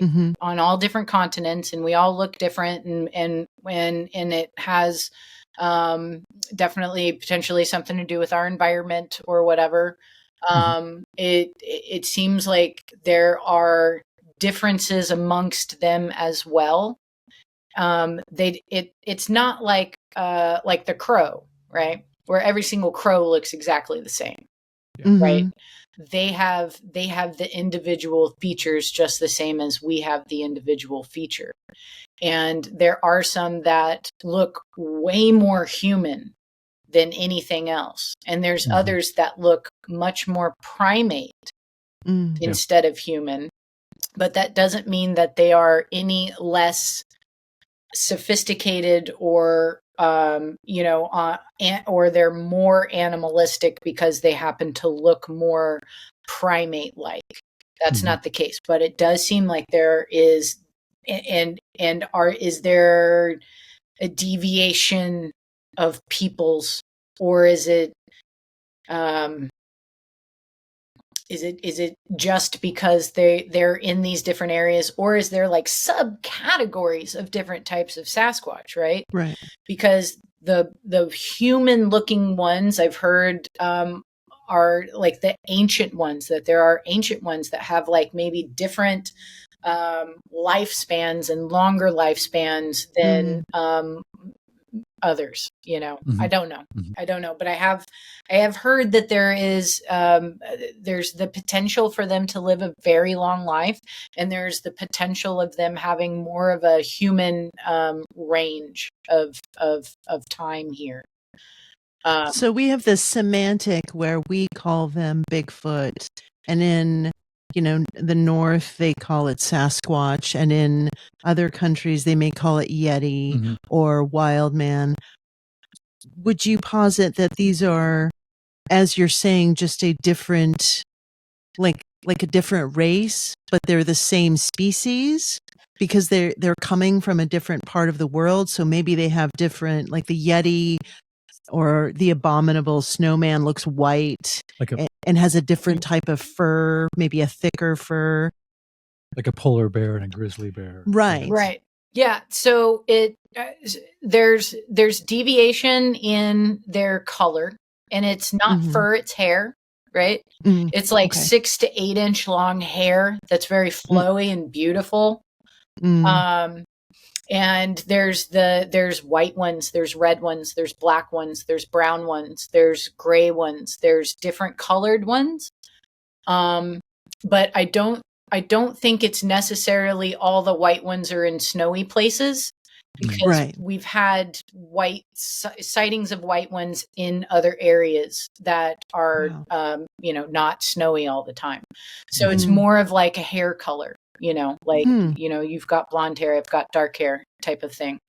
But it also does seem like there is a variation in their bodies and in their structure, depending on where they're at. So the Yetis, there is a specificness to their bodies and their environment, the same as there is for like those who live in swampy lands that are, like hotter, or in Texas, because they're everywhere, right? They're everywhere, every climate, and I had a coworker who he was going to school for biology, and at one point he went down to South America to study frogs, and so he was like working with this professor, and it was just the two of them. They go and they're staying at this little tiny village, like in the rainforest, and this one particular frog would only come out at a certain time at night. So all the villagers knew, you don't go out of the village like at night, because the red-eyed people would come and get you, Wow. And they were like, okay, well, we have to go look at these frogs at nighttime outside of the village. So here we go. And so then, they saw these little Ewok-y guys. They were Ewok-y guys. They were tiny, they weren't big. They were tiny, but these guys frightened the daylights out of all the people who actually lived there. And they saw them. They were like in this V, like, area down in this valley, and they saw these red eyes on either side, scurrying down to come and get them, and they hightailed it back to the village. So again, like, was that a Sasquatch, Ewok sized Sasquatch? I don't know. Or is that another type of being? How many types of beings are here? Like, open up your old maps and see the blimmies and, all the weird dragons and, sea things and all of that. And I don't think it was just imagination. It wasn't just imagination. They were seeing these things. They were experiencing these things. We have a wide history of life here. And, they are, it seems, reaching out at this time in exponential ways. Exponential. It's hilarious. It's a running joke between me and Barb, where it's like, you think that they can't, like, make you fucking throw your hands up in the air and just go like, oh my God, how did you do that? But they do every single time. every single time. It only gets more. It's like, how can we top this camp out? This was crazy. This is amazing. How can it get any crazier than this? And then we get back there and it does, you know? So, and I'm getting like these reports from people now, and I'm getting this like my own personal insight into how much these other dimensionals are reaching out to us right now. I mean, like everything that's going on in New Jersey, that's not all drones. It ain't all drones, you know. There's a lot going on in this realm right now, centralized around the supernatural expression. Big time. So it makes sense that the Sasquatch are reaching out that the way that they are, and that like me and my Bigfoot and friends are having all this weird shit happen, and that we get to talk about it and bring it out, and that's what they want too. They're on board for this as well. They wouldn't allow us to have the experiences if they didn't want us to talk about it. Right. Okay, so here's a weird question, but I have to ask. Has anyone ever made love with a Sasquatch? No one in my group that I know of, but it is absolutely known in indigenous people's records and in some really interesting, like turn of the century stories that you can find in the newspapers up here in the Pacific Northwest, that there is the ability to create children between the Sasquatch and the humans, and that it has happened a lot. It happened a lot in the past, and the indigenous people will talk about that somewhat, but not, you know, not a lot. And I don't speak for them, but this is just the stuff that I've picked up throughout the years of my research. But yeah, there are families. There's a place in Oregon that's called like Ape Creek or something like that. And it was well known that this man ended up like leaving society and building a cabin out in this area, taking on a Sasquatch as a wife, having children and raising them. Wild. Interesting. You know, so do you guys know about the Blue People of Appalachia? Yes. Okay. Yeah. Yes, I do. Okay. So if we have Blue people in Appalachia that, and I will say this, like I heard about the Blue People of Appalachia. I'm from southern Indiana. And I went back a couple of years ago and found out that the doctor that delivered me goes out there twice a year to do medical work on the Blue people. Wow. So like, you know, he goes out there and, you know, he'll check everybody out and give everybody their physicals, make sure everybody's got their medicines or whatever. And he don't talk about it. I learned that from a cousin. That's amazing. And now I just told the world.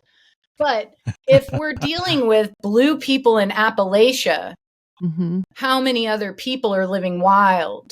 Yeah. You know, and who are, you know, part human and part not. And then even with us, what exactly is our genetics going, you know, 10 generations back? Do we have any other type of genetics within us from even something else like the Sasquatch, who might have a partial genetic link, you know? I don't know, but yeah, that's not going to come up in any 23andMe reading that you get, like part Sasquatch, part European. But they sure are learning what our genetics are.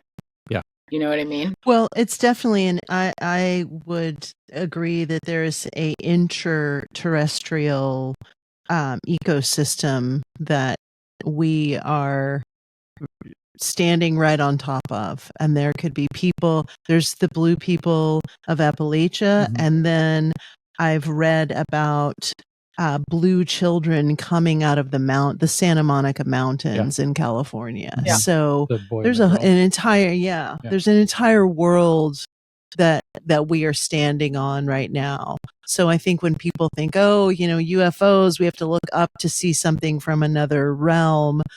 The reality is we're standing on another realm and we're just not tapping into that. Totally. And you mentioned the firmament. I mean, many folks who are sort of adjacent to those cosmologies also posit that, the not only might there be a flat Earth, but that our Earth may be much larger than we might know about, and that there's, that there might be Islands. land mass, islands, land masses that are much, much bigger than what we know of this realm, which I find thoroughly fascinating and exciting. And maybe Sasquatch originate in one of those places, and some of them have sort of migrated here. Totally. Who knows?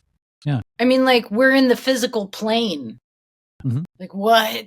Like, if we're in the physical plane, how far does it go? Does it stop? What does it house? Everything that's Exactly. physical, that's a lot. That's a lot of expression that God can do, expressing physically. So, it's amazing. And I think that, like, Sasquatch has kind of been called like the gateway drug to Right. to everything else paranormal and multidimensional, because they are the ones that are walking through this world, and they are the ones who are kind of making the initiation for people to think about things differently and to incorporate a more supernatural outlook, more true knowledge of where we're at. So yeah, man, like, who knows the layers and layers and layers of physical reality, the ways that I don't know, we can express in time and space, and how somehow we can interact with beings who are outside of time and space. And it's all centralized here to literally find out if you're a good person or not, and you can use your free will well. That's fun. What an exciting adventure. What a playground to find ourselves in.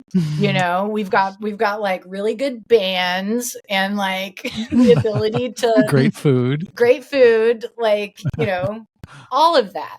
So, and spirit. Yes. Yeah. We have spirits. Yes. And we have intent.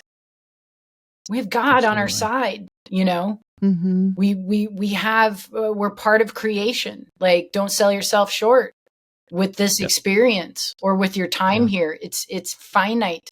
We have at least, if we just say that we have this 100 years, we have a century to learn everything that we absolutely can, to wring out all of everything from this experience, the good, the bad, everything in between.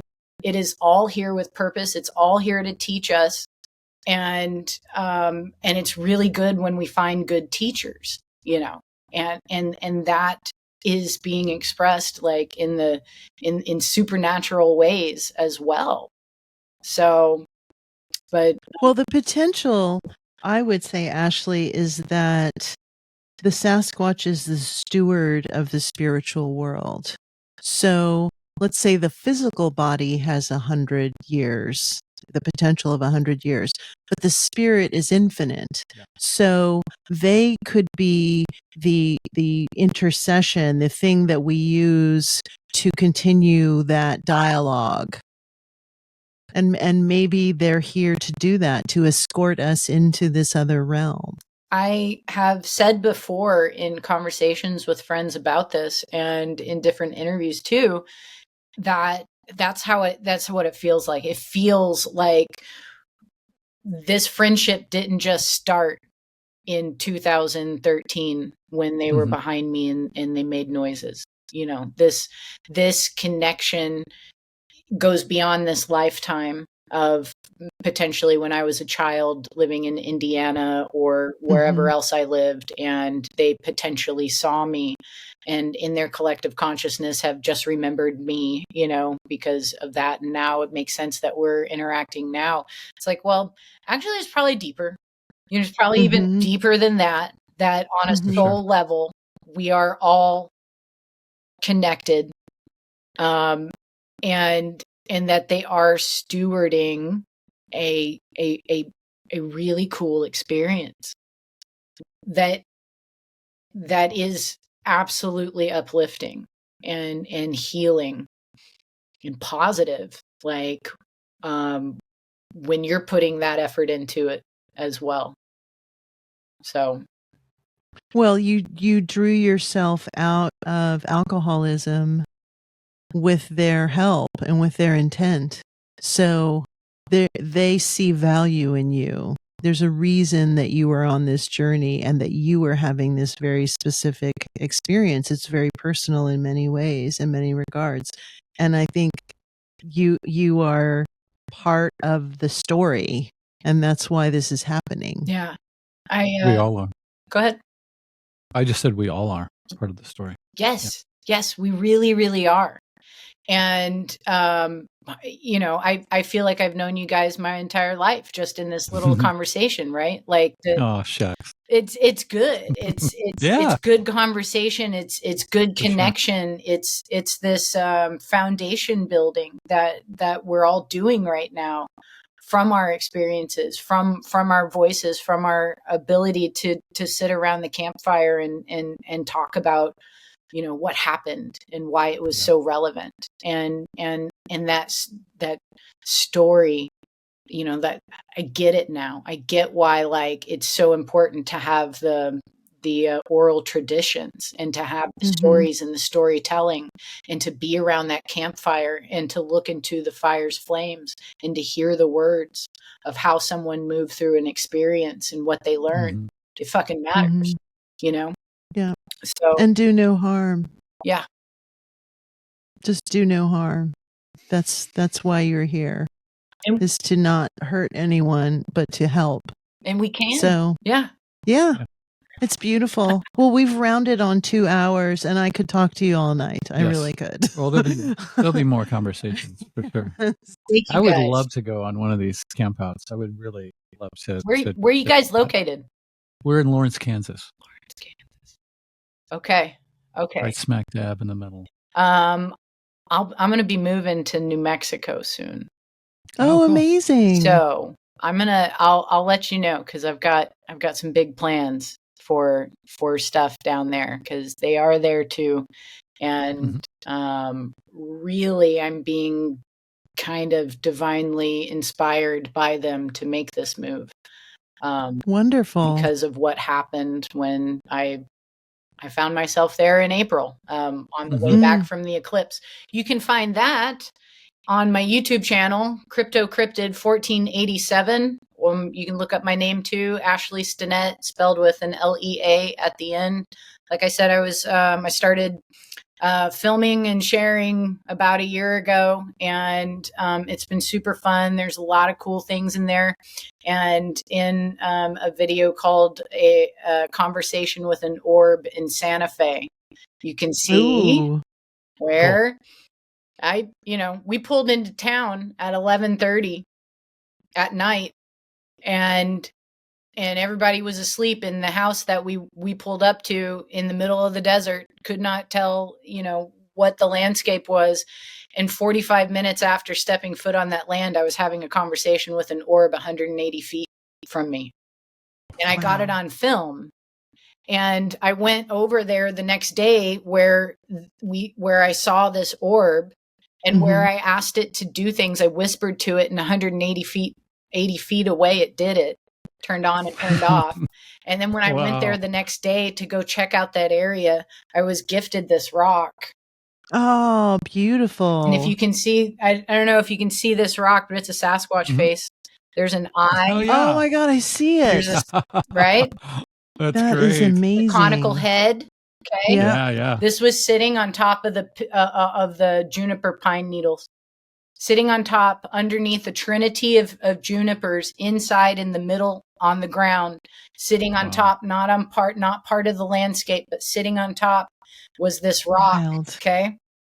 This rock is old and weathered here. It's old and weathered here. It's old and weathered here. It was snapped right here to create this shape of a conical headed Sasquatch that has one eye illuminated by a little flake that's been popped up, and the same has been done for the smile right here. These are popped out pieces that were created, and it has one eye that's illuminated. So dig this. That all happened in Santa Fe when I got there. A few days earlier, I had been in Oklahoma at Arla's property, and our friend Ginger, who's from Georgia, came as well. It was a bunch of our Bigfoot and friends got together for the first time. We did it on Arla's land, and we went out to go watch the eclipse. So we're on the land. Ginger brought these crystals, quartz crystals from her land, and said, if you're connected to any of those, go ahead and pick one. So I picked one. I picked a rock, and I kept it in my pocket ever since, right? For that trip. And so this was like 3 days prior, where I get this crystal and I have it in my pocket, and Ginger tells me, as I'm walking with her on Arla's land, she tells me about her most favorite experience with the Sasquatch, which was in Georgia with a mutual friend of ours named Sam. So her and Sam were walking down this Forest Service road or something, and they had a Sasquatch in front of him. He was huge. Big Sasquatch in the path, and he's staring at them and they're staring at him, and he turns and he starts walking away, and Sam whispers, he says, please don't go. And the Sasquatch turns and he stares at them, but he's got one eye illuminated. He has one eye that has a beam of light that's coming out of it, and it's flickering like this, and he turns and he has this beam out of his eye, and he stares at him for a few seconds, and then he walks away. So the rock that Ginger gave me during this time where she told me this is this rock. Wild. So look at this. They're exactly the same in all of their angles, almost in size, in the darkness of the yellow here and the darkness of the smoky there. Yes. Fucking incredible. That is so beautiful. Amazing. It was details. It was everything. And it was from a conversation in Oklahoma to Santa Fe at 12:15 in the morning, having a conversation with an orb, and then going and finding this rock there that had been manipulated to match this one, and was also inscripted with one illuminated eye, just like the Sasquatch had in Georgia. Wild. Absolutely wild. I know. It's so, there's so much. There's so much. That's one story. I didn't even get into the mimics or the time loops or the portals. Yeah. Well, we're going to have you back on the show. If you would honor us with your presence again. We would absolutely love it. Absolutely. Thank you both so much. I've so appreciated this digital campfire and having all these wonderful conversations with you. Do look for anything out of the ordinary. Look for some orbs flying around your house. If you find crystals in weird areas, if you hear tree knocks, just set your intentions and go look at the sky, because you'll get a response. And we're all in this together. Thank you guys so much. Thank you. We send you many blessings. Thank you so much, Ashley. And if you could keep your browser window open until everything's uploaded, that would be fantastic. Awesome. And let's do it again. Thank you. I'll let you know when it's out. All right. All right. Bye. Much love. Bye-bye. Much love. Farewell. It's amazing. It was amazing. Awesome. Yes. Incredible. Everything I thought it would be and more. Of course, I always have to throw one weird question in there about the Tinder grinder of Sasquatch realm. I felt sort of adolescent for giggling, for laughing. When that's a legitimate question, a completely legitimate question. Well, I just know that people are curious and strange and open to having relationships with all different types of species and things and avatars, and this, why not? And I didn't get it in at that time, but because the conversation just moved somewhere else. But I've listened to a fair amount of Sasquatch Chronicles episodes, and when many people who have described the more human-looking Sasquatch, they will often make a note that their features looked very Native American. Mm. Yeah, so I wonder if there's some connection between that Yeah. and what she was saying. I'm sure. Yeah. Well, and one thing that she mentioned that I thought was really interesting was about the scent. She said that they can make you smell anything. So some people will get this very strong odor that's musky and kind of dirty smelling. And some people smell like blueberry pie or mint. That was another thing. So there's definitely some kind of a synergy or a symbiotic nature of that. It's not, oh, they're just these feral, dirty beasts that stink. Yeah. Like, no, there's some methodology to the scent as well.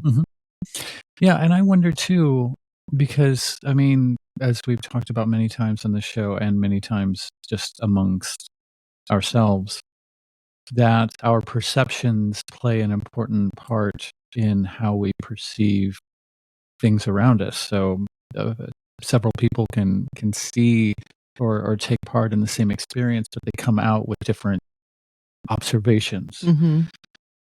It makes me wonder, like, even I'm thinking of something that Joshua Cutchin said, at least in one of their books, where the footprints stop. I believe is what the books are called.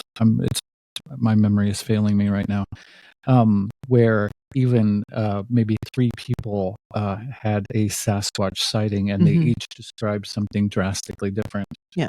How much that plays in, like, the more stories that go around about Sasquatch and how they seem to appear, I wonder if that feeds into how future people will see them because of this sort of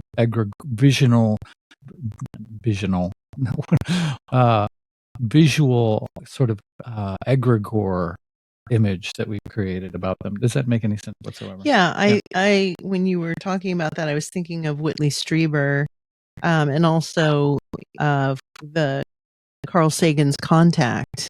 And at the very end of the film, the alien looks like her father. And the communication is that this is what you can handle. This is what I am looking like to you, so that you don't lose your mind. Sure. And I think there's an aspect of that, that they appear in a way that maybe is not frightening to some people, but maybe more off-putting to someone else. Yes, because we've applied our own template to it, but also because there's an intention behind that, like an intention for you to keep your distance. Yes, you can see me, but I don't want you to approach me or whatever. And it's somewhat feasible to see a figure like that in the forest, something covered with fur or hair, as Ashley put it. And that makes sense. I understand why she made the delineation between those two terms. As opposed to, like a floating, multi-tentacled, pulsating, fluorescent pink jellyfish. Amoeba. Yeah, that would be much more alarming. Yeah, probably startling. But I do believe that there is and I want to talk to her more about this cloaking element and aspect, and the camouflaging aspect, because that seems to be a product of evolution and survival, that you're not always going to want to hide in the forest if you are a forest being or a forest creature. So cloaking yourself or camouflaging yourself is a survival mechanism, because if something does approach and you want to observe it, that's a way to do that without having to disappear. Well, and that just merely being able to do that, that ability or the possibility of some sort of being having that ability is so far off of most people's menu that they're not even going to consider something like that as occurring. So, much less for people who understand that there is these beings that can cloak themselves, it must be very easy for them to sort of disappear. For those who are so unaware of the possibility of their existence in the first place, that it must be very easy to remain, something that's goes under the radar. Well, there's lots of examples of that in the animal kingdom. There are chameleons. There are the cuttlefish that they showed in the end of the film. So I think that we are, as humans, we are aware of that capacity. Yes. But it is cognitive dissonance when you're imagining something that has been presented in a very specific way in our vernacular and in our cultural vernacular. We always see it as this kind of apish giant creature. So to imagine it being camouflaged within a tree seems kind of like, to me, it seems like a no-brainer, but it would seem like, wow, that's wild. Yeah, no shit. But I really loved her energy and her capacity to articulate these extremely personal experiences, and also these very kind of complex elements of these experiences. She was wonderful. It was really great to talk to her. That's one of the reasons I wanted to invite her on after seeing her on Emily's show. Something about her vibe just stood out to me as a very pure intentioned person. Just a very good, ethically sound, positive, wanting to see the positive in everybody and wanting to turn these experiences into something that's not only positive for her, but positive for everybody involved. Positive for everybody, period. Going back to the interconnectedness that we were talking about. And I like that. I mean, we want more of that here. And we need more of that, actually, in this realm of people who want to transmute these experiences and their curiosity into something that makes this place and this experience of life better. Yeah, I think everyone is different. I really respected the gentleman in the Flash of Beauty who said, I have pictures and I will never show anyone, because they're very personal to him. So I think everyone is approaching this in a different manner. I think there is a very clear reason why there has never been one of these beings captured and then displayed and kind of horrified, like, the Elephant Man. It's humans have such a spectrum of capacity of love and reverence and respect, and then also a capacity for horror and for just being terrible. So I think that there's a reason why this hasn't happened, and I don't want it to happen. So anyone that is approaching this experience and keeping it deeply personal, I totally understand. But I really have no fear of the forest. I have a deep respect for the forest and for the mountains and for the ocean and for the power that these locations hold and harbor. And I go into those experiences and those places, those locations, with a deep amount of reverence. So I want to continue that. And I would never want to exploit anyone else's experience. And I think that she really understood that from probably conversations she's had with Emily, but also just our energy. Like, she could tell that we're genuine people. We're not trying to blow anyone's reality up or be ambush them. Ambush them or even be skeptical of someone's experience. I think this in it's such a cliched thing to say, but this is really a safe space for people to unpack things that have happened to them. Absolutely. And not feel attacked or somehow feel like we are going to try to poke holes in what that experience is. Yeah, we're here to listen and to ask you questions, or our guests questions in this scenario, about what they've gone through, and not to try and ask for receipts necessarily. I mean, receipts are interesting in some situations, but and they're not required. She's got them. But they're not required. I think, science is, I think maybe in the second Flash of Beauty that we watched, somebody was talking about how the ineptitude of science and where it's coming from is so short-sighted in many ways, that to try and think that it has all the answers for explaining the world and all the experiences that people have is silly. It's ridiculous. It's too limited. But it's also not a static thing. Of course it's not. So science is as legitimate as the scientists that are conducting the experiments and the research. But it's also so tool oriented that it's only as evolved as its tools for measuring or perception can be. So to think that it's the end all, and that if science, we've talked about this many times. Well, recently I read something that now space, and I'm sure a lot of this has to do with my ongoing exploration of physics and astrophysics, that outer space is not just a void. Now it is being examined and explored that outer space is actually an ocean. And this is something that we've talked about on the show before with other people. I think it's the same thing when we're talking about these terrestrial beings being interterrestrial, that they are not coming from some outer place necessarily that is outside of our solar system or outside of our reality.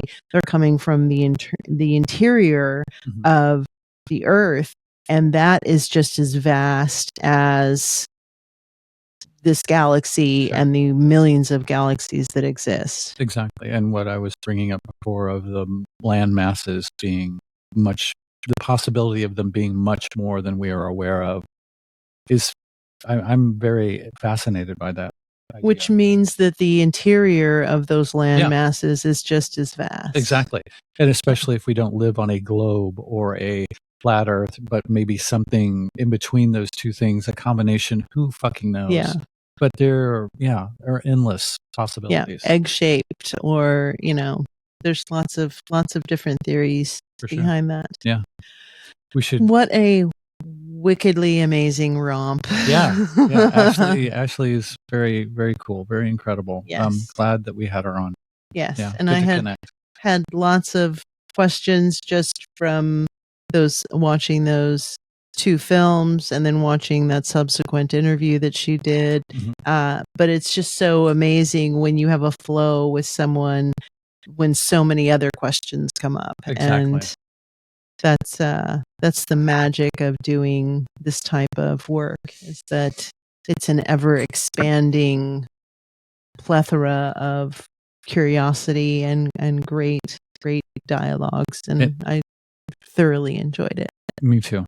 Absolutely. On many, many levels. And I highly recommend watching both of those movies. They're on YouTube for free, and they're really well done, really incredible. Sometimes when you, without pointing fingers, when you see documentaries about subjects like these, they more seem like a compilation of YouTube clips and with Zoom interviews and, but this person obviously put a lot of time and effort into respecting the subject matter. And they're absolutely beautiful. Yeah. Just beautifully shot. Yeah, and amazing. Just beautifully edited. And I would love to get the filmmakers on the show as well. Yeah. The music. I mean, everything about it was just very magical, very respectful. And Not A++. Absolutely. So those links will be in the episode notes too. Thank you all so much for watching or listening. It's very much appreciated. If you have suggestions for guests or comments, whatever, you can go to our website, themeltpodcast.net. There's a place where you can email us there. You have your own email avenue. Hunter-muse@protonmail.com. And I'm noticing, look at the screen, these little glimmers of light that are on both you and I. Interesting. Never seen that before. I feel sparkly. We have a new shimmer. Exactly. Yeah, I'm going to definitely keep my eyes and ears and everything peeled for and make a conscious effort to reach out to these entities and see if something can be a relationship can be started. That's right. Yes. All right. Much love to you guys. Go to our website. Let us know how you feel about all of the stuff that we're talking about, and we have more great stuff coming your way. So thank you so much for your attention and time. That's right. Much love. Meow. Ta-ta.